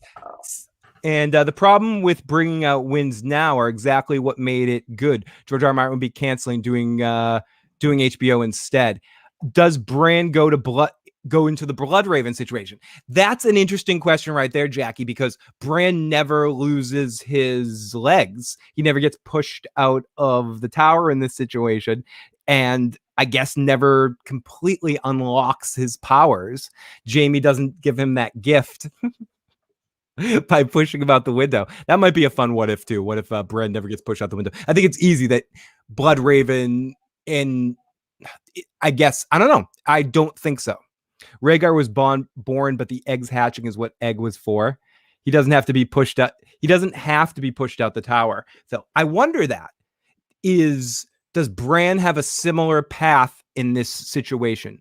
Does Bran still become the three-eyed raven at some point in time in this scenario? And even if he didn't lose his legs, would he figure out that he could be a warg? Kelly Johnson for Super Chat donation. I think I might have missed a Super Chat that I'll bring up when Tony gets back. Oh, we got a couple of different Super Chats here. Thank you guys so much for the Super Chat donations. Phil, why do people keep sleeping on the Children of the Forest's evilness?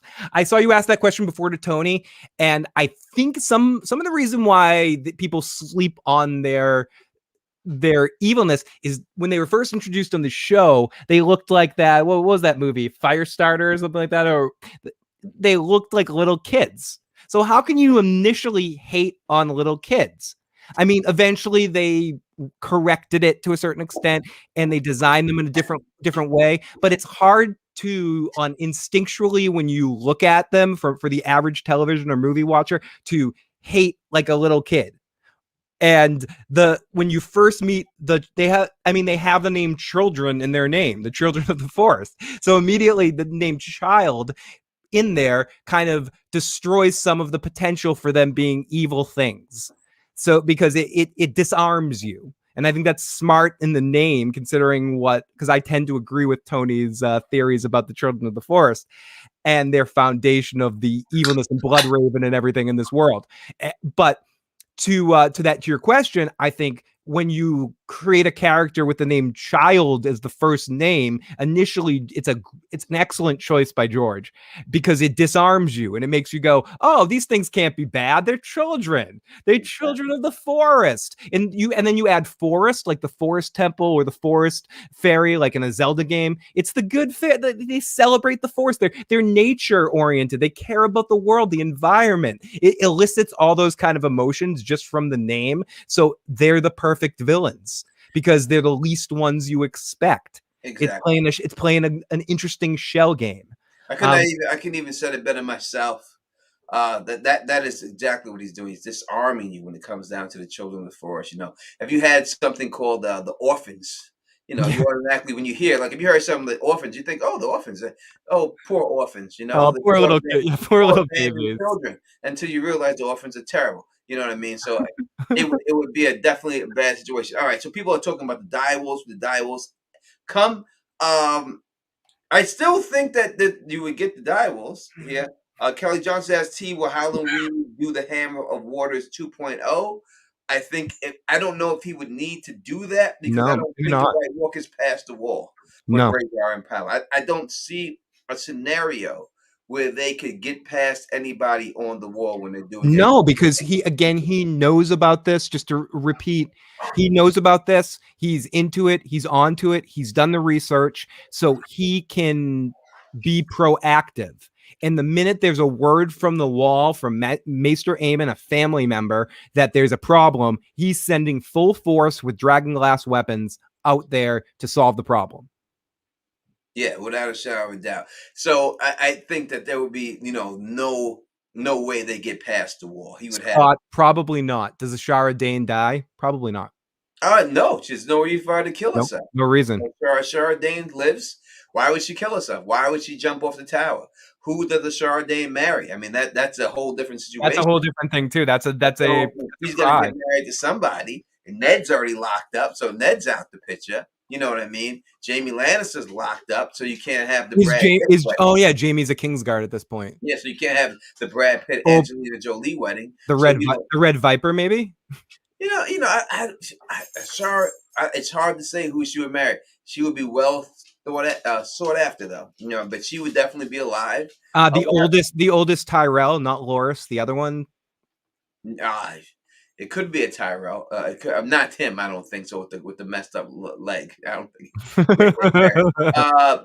So Children of the Forest have waged a 10,000-year PR campaign. Listen, I would like to answer this. I don't want to go into a Children of the Forest tirade right now. Yeah, well, I mean, it's right now, but you have not to go down that rabbit hole. I'm not going to say that. I'm saying the Children of the Forest are going by. The way I see it is they could see the future. They knew Rhaegar that would die. They knew all this. They knew they had to get Bloodraven. They knew all that stuff. So they are going by the scenario that everything happened the way it played out. We're going through a what if situation. So I think they would see our future that we're talking about. Yeah.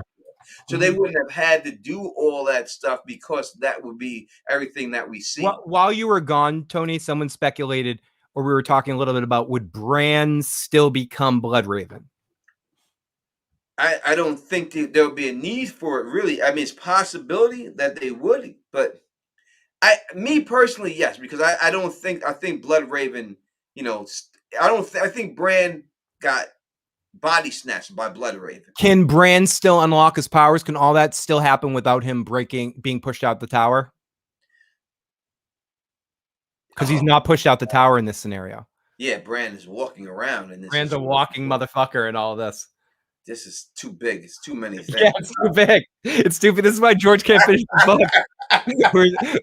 We've stepped on a butterfly, and it's screwing up here, and we're in a effed up situation here. I know I just said motherfucker and I said effed up too. I don't know why I said both, but yeah, we're in a messed up situation here, and there's no way out here in some ways. What about the red wine? You have to refresh my memory on this red wine fleet and everything else. What are you talking about? Carl, while he's doing that, Carlo Wayne says Mira and Jojen would still come to recruit him, maybe. I think Ginger Bell said he wanted to become a knight. There's a good chance that Bran does become a knight of the King's Guard. Yep, because that's what he always wanted to be. He would have the Squires under Jaime Lannister. There'd be a lot of chances that he could have became a knight of the King's Guard, Bran. Instead, what if Bloodraven hadn't been sent to the wall? We could definitely do that video. That's a beautiful video, Jenna. Thank you. Please put that in the comment section when this is over. You know what I mean? So that we could talk about that and everything else like that. But Bran has a good chance, possibility of becoming a knight, without a shadow of a doubt, at that particular time, and getting down there. He has all the connections he would need. His aunt would be at the wall. I mean, would be the queen of the Seven Kingdoms. If he really wanted it and willed it in, he would have. That's what it would be. Do you know what's messed up about the situation is that even though Robert was Ned's best friend growing up and all of that, in this scenario, I think the Starks are better friends of the.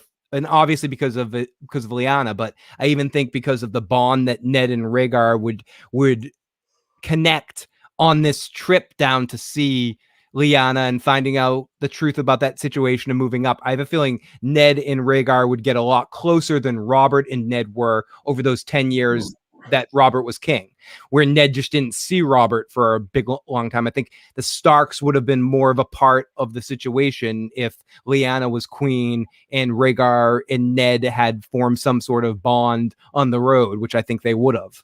So it's weird. It's interesting that his best friend in the world, Robert, one of the best friendships in Westeros, as a king, their relationship ended up being destroyed in some ways.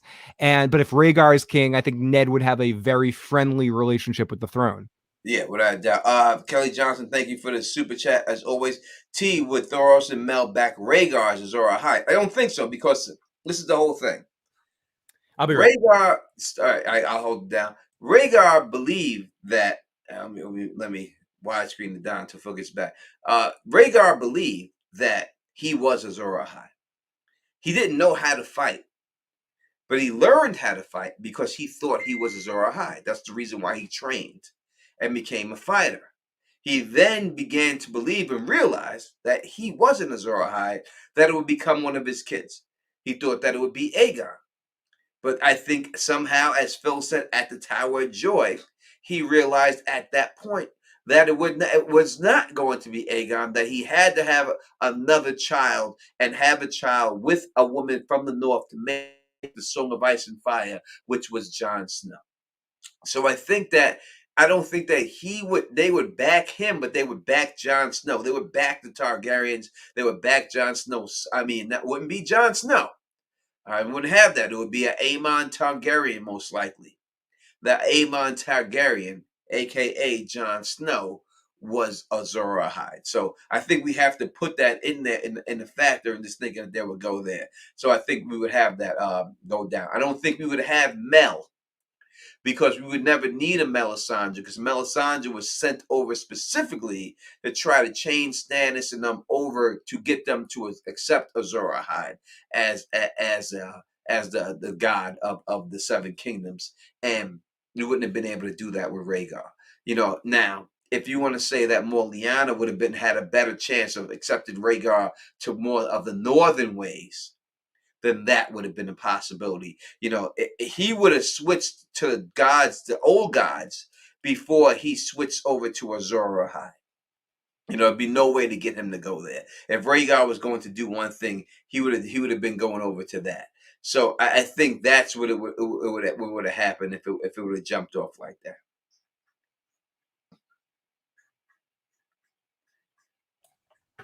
And AK said his name isn't Aegon, it's Jaehaerys or Aemon, 50-50 on those. Yeah. It's not Aegon. Obviously, it's not Aegon, because he has a son named Aegon. So he's not going to name two sons. He's not George Foreman. All right. He's not pulling a George. He's not naming everyone George. Yeah, he's not doing that. I think that was a show creation to make it easier, just for purposes of another name that the audience already knows. to make Jon even more legendary. Yeah. So yeah, it would be it would have been I like Aemon. Jaehaerys is a great name. It definitely could have been Jaehaerys. It would have been something like that.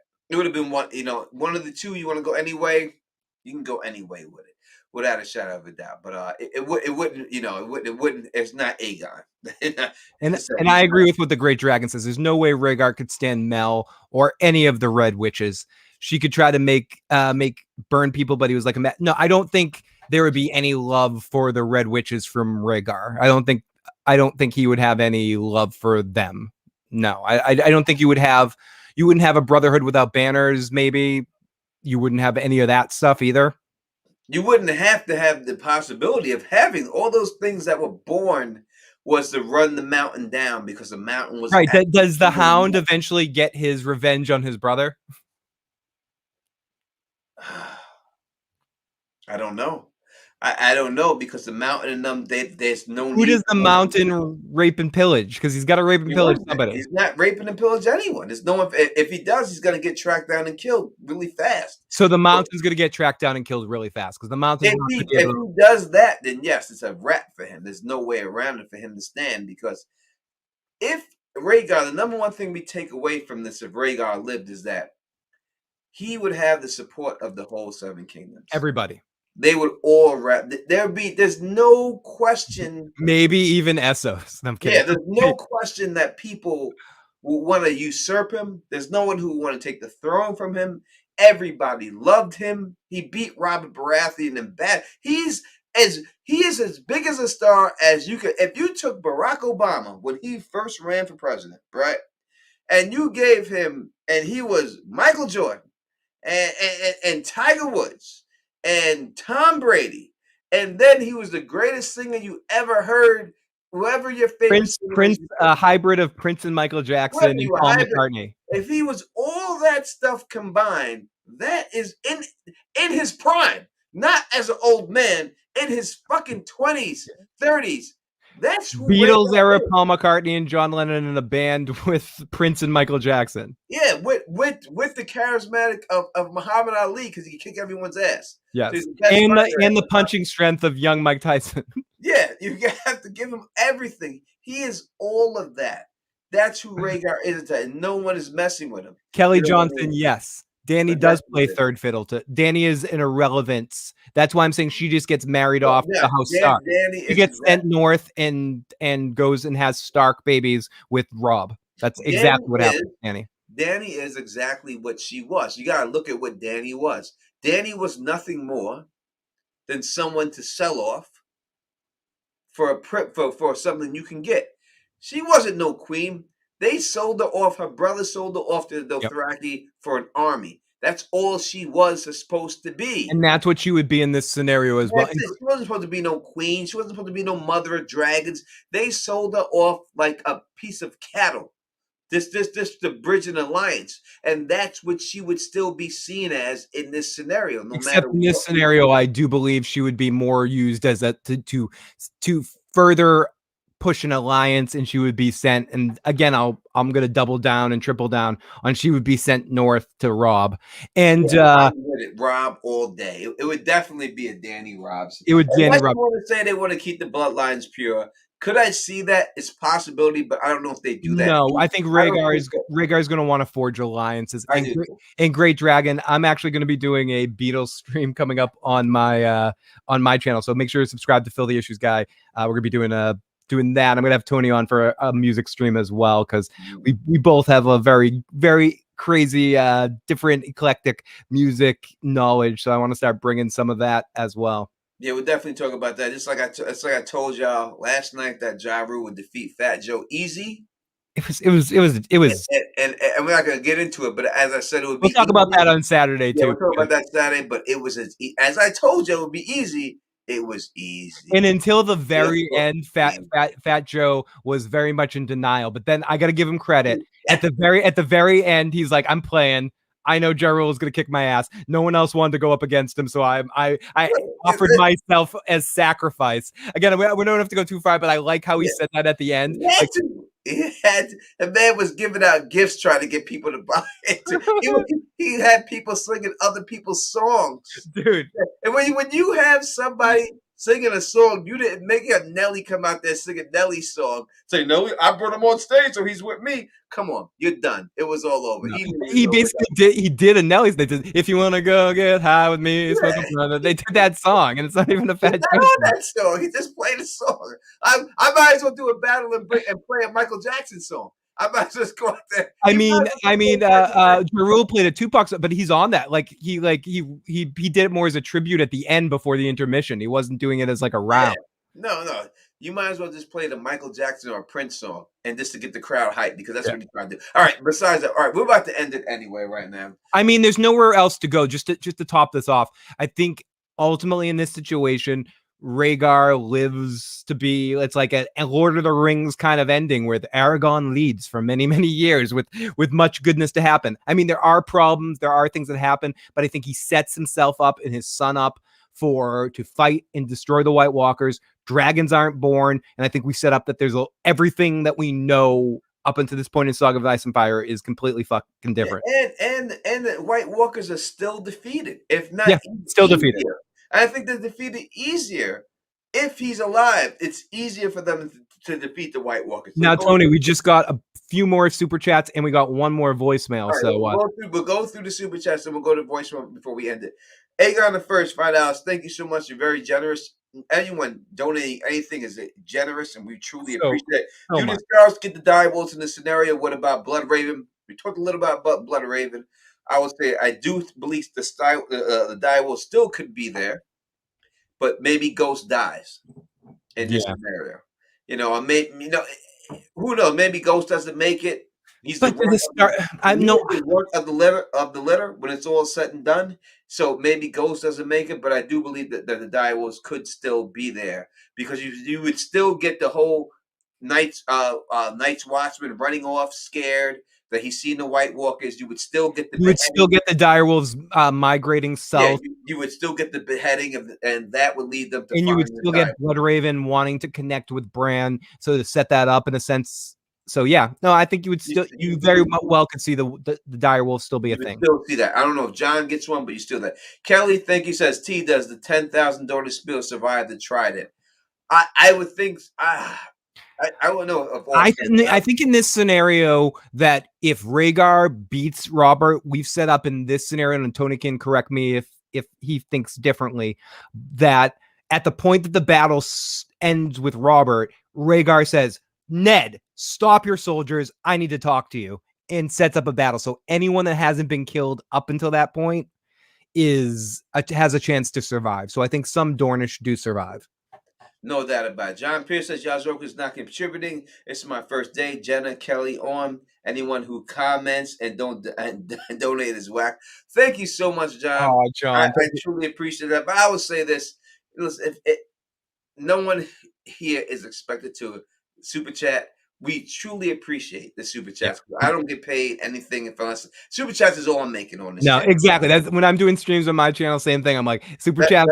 We don't. But in this day and age, it is the only way that us, especially in these smaller streams and such, and we appreciate every single individual, whether you super chat or not. Whether Without that, and I would say, listen, we're small, but it does help. Ice and Fire streams. It does help. We're probably the smallest. We probably get the smallest viewers out of everybody who does these type streams. If you go around and you do the numbers, but we're still here. We're still here.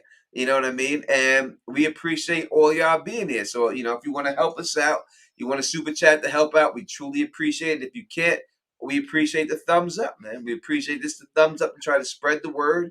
If you spread the word to people to get more people up in here, we appreciate that. And to answer great Dagon's question, I do on where I use it on my streams, but I will try to set that up here for this as well. I think I can figure out a way to do it on my screen by doing a virtual screen. So maybe I'll figure that out for our Game of Thrones streams here as well, for some visuals and such when we get some donations. Man, know that, John. That's would you give Mel the business or not? I will say, is she keeping the necklace on or not? It depends if she has the necklace on. If she has the necklace on, then I would. If she didn't have the necklace on, then I could not do it. I could not bring myself to do it. I don't know. It depends. Am I getting a shadow baby out of it? I don't know. I'm older. I could use a shadow baby in my life. Samwell and Podrick dies in mine. Did anyone ask Benjen if he goes to the wall? Sorry for repeat. I had to work out. I think Benjen still goes to the wall. Yeah, Benjamin still goes to the wall. Miss Also Awesome 999. Thank you so much for the generous super chat. I'm back when I missed you. I can't tell you exactly what you missed. I don't know how long you've been going, but we had a good conversation, and hopefully you go back and watch them. But thank you for the super chat, beautiful. We do appreciate John Pierce. Just paid 2 LOL. Yes, again, I will just say this again. Aw, thank You know what I mean? And $2 again. He hit us up with for Miss On too. Listen, again, I truly appreciate anyone who does super chat. It truly does help. But Toast. all I ask for is a like and try to spread the word to help the channel grow. Same. The channel doesn't grow without. The whole thing about YouTube is this. It's all about you. You make the people who are successful, you viewers. If you want someone to be successful, you guys have especially now. All the it's up power to to share it you. and like it. If you want me to be successful in YouTube or Phil or anyone else who does it, it's truly up to you to like the videos, to share the videos, and spread the word. We can't do it without you. And that's the bottom line. YouTube algorithm goes by what you say. Oh, we got a long time subscriber to my channel and to the live streams. 1998 champions. Yes, indeed. 1998 champions. Talking about the greatest baseball team of all time, the Yankees baseball team of all time. So we do have a voicemail. Phil, Yes, we do. We have one more voicemail. We're going to play this and take a couple more chats and then call this an evening, as we don't want these to go too crazy long. Here we go. I love how Tony started this out. He sounded like me. He's like, this is going to be a short stream, because some of these, we've talked about these. Some of these live streams that we do for these what ifs might be a half an hour stream, might be an hour stream. But here, let's play this quick voicemail and then we'll get to these super chats. Oh, and forget that. That was wrong. I pushed the wrong button. Let's try it again. Who did that? Hi, boys. Me again. So I just had this thought. Do you think that Rhaegar would have called Bloodraven back from the wall, like, given that he was super into that prophecy too? I don't know. Just a thought. Right. So let me thank you so much, beautiful, for leaving that question. So thank you, Scott. What would be the what would be the Scott LaRock to sub to Phil? Thank you for doing that. We truly appreciate that. Thank you. That means a lot. So much. I'm trying to get out of a bad rhythm. So anyone that can sub, I appreciate it. I've been on break for a while. I'm trying to get back into the swing, so need all the help I can get. The problem with the Bloodraven situation is that Bloodraven is so old at this time. I don't think anyone believes that he's alive at this time. So I don't think he would be able to be called back from the wall, because he is so old at this time that people would think that he would be dead. If anyone thought that Bloodraven would be alive, no one would think that at this particular time. They think that he'd be dead. So that would be the only reason why he would not be called back to the wall, because no one would believe that he would still be alive. Now, our wonderful friend Kelly Johnson asks, Phil, would you like a graphic novel season 8 remake of Game of Thrones? I've said this before, and yes, what I would love is, in my universe, the books definitely come out in our lifetime, not too long from now. In this scenario, that HBO, because they own it anyways, commission an animated version of the whole thing.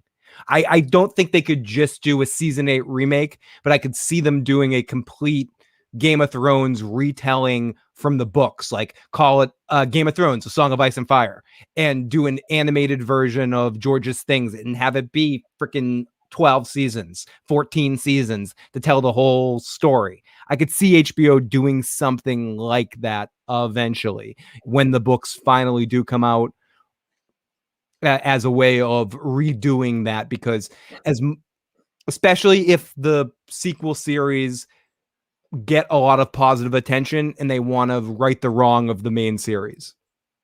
What 4 artists would you want on the graphic novel? Sorry, 4. Jesus Christ. 4. It's hard for me to name 4 artists, but I will say this about I would rather have my friend. If there's a guy I went to school with, he's a real good friend of mine. If y'all ever interested in art, his name is Brian Kong. He's done stuff for Marvel, Avengers series for Marvel and DC, and many other things. Brian Kung went to school with that kid. I've been friends with him since we probably in kindergarten and stuff. So So I want him and Bruce Timm from the Batman animated series to be working on a animated Game of Thrones series. Yeah, I would definitely check him out and stuff. He's all over the place. And anybody ever want anything with Brian Kong, let me know, man. I definitely could hook you up with it and everything else like that. All right.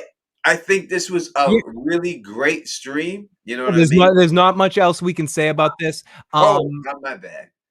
Bridge 4 puts in there Sam Rixian. I would love to see Sam Rixian do some stuff too. Obviously, Sandry is our girl. And yes, in the live chat, people, Kelly Johnson and the Great Dragon, Bruce Timm, to me, the best representation of the DC animated universe was done in the 90s, and anything that they try to do in the cinematic universe is a pale imitation of a joke. And the fact that they didn't just try to copy what Bruce Timm and his team did with the Batman animated series and the Superman animated series and Batman Beyond and Static Shock and Zeta Project and the Justice League series and all that stuff with the crossover universe that worked exceptionally in adult stories with the romance between Jon Stewart, Green Lantern, and Hawkgirl, and all that stuff that they went like really deep and told adult stories in animated form. Not to mention Batman Mask of the Phantasm, which is one of the best animated movies ever produced. So if anybody gets a chance to work on an animated Game of Thrones universe thing, I would love to see Bruce Timm and his team with Paul Dini and the whole group adapt a Game of Thrones thing. No, that again, I want to say thank you. Let me thank you all the people who super chatted. Special thanks to you. We truly appreciate that. As that's only money make on this is from your super chats. We truly appreciate that. If you can't super chat, we appreciate you just showing up, liking the video, and sharing the video. And thank you so much to all of our voicemailers as well. As much as we don't need to have it, you never have to. I understand it's not everyone wants to hear their voice on the live stream, but to our voicemailers, thank you so much. It always makes things a little bit more fun. Now the next topic, we don't know what it's going to be yet. No. But again, we'll be back here again every Wednesday. We'll be here, no doubt about it. We're here, like the mailman. You know. Yes. What I mean? Next week, and next week I will be there. Yes. Hopefully we get more people. Listen, we got the solid 80, I think, every week. Hopefully we get to 90 next week, and we can eventually break 100. Yep. If y'all help us out, we can get to the 100, and we can keep growing, and then we can keep going and everything. Kelly Johnson, yes, I did, and I really enjoyed it, and I've really enjoyed most of the post Batman animated series, straight to DVD or straight to streaming movies that they've done. I generally just love that universe, and I love everything that they've done with it. I haven't talked about it so much on my channel, but at some point I might break it all down. I specifically love Justice League and Batman Beyond the most. We're gonna try to get Bridge on. We're gonna listen. Bridge is a part of the podcast, and Bridge is the third member of our team, and he always has an invite. And that's what it is. Never think Bridge. It's not just me and Phil. It's me, Phil, and Bridge. And when Bridge is just busy, and when Bridge can get here, he'll be here. But I'm sure he'll be here when we do the "What if Jamie Lannister never got his hand chopped off?" Oh yeah, is that the next one? Is that next week? If Bridge can make it, we're not going to do it until Bridge can definitely make it. So we definitely be out there. But Bridge is busy. He's doing a lot of things in his life and everything else. But never think that's just not us two. The usual suspects is us with Bridge for. So Bridge will definitely be here when he gets a chance to be here and stuff like that. That's why we're unusual. We don't get the back. We're the unusual suspects until Bridge gets back, and then we're the usual. Then we're the usual suspects. That's the way it goes. So when you hear unusuals, you know what it is. That's our brother. We love Bridge, and that's just what it is, and that's the way it goes.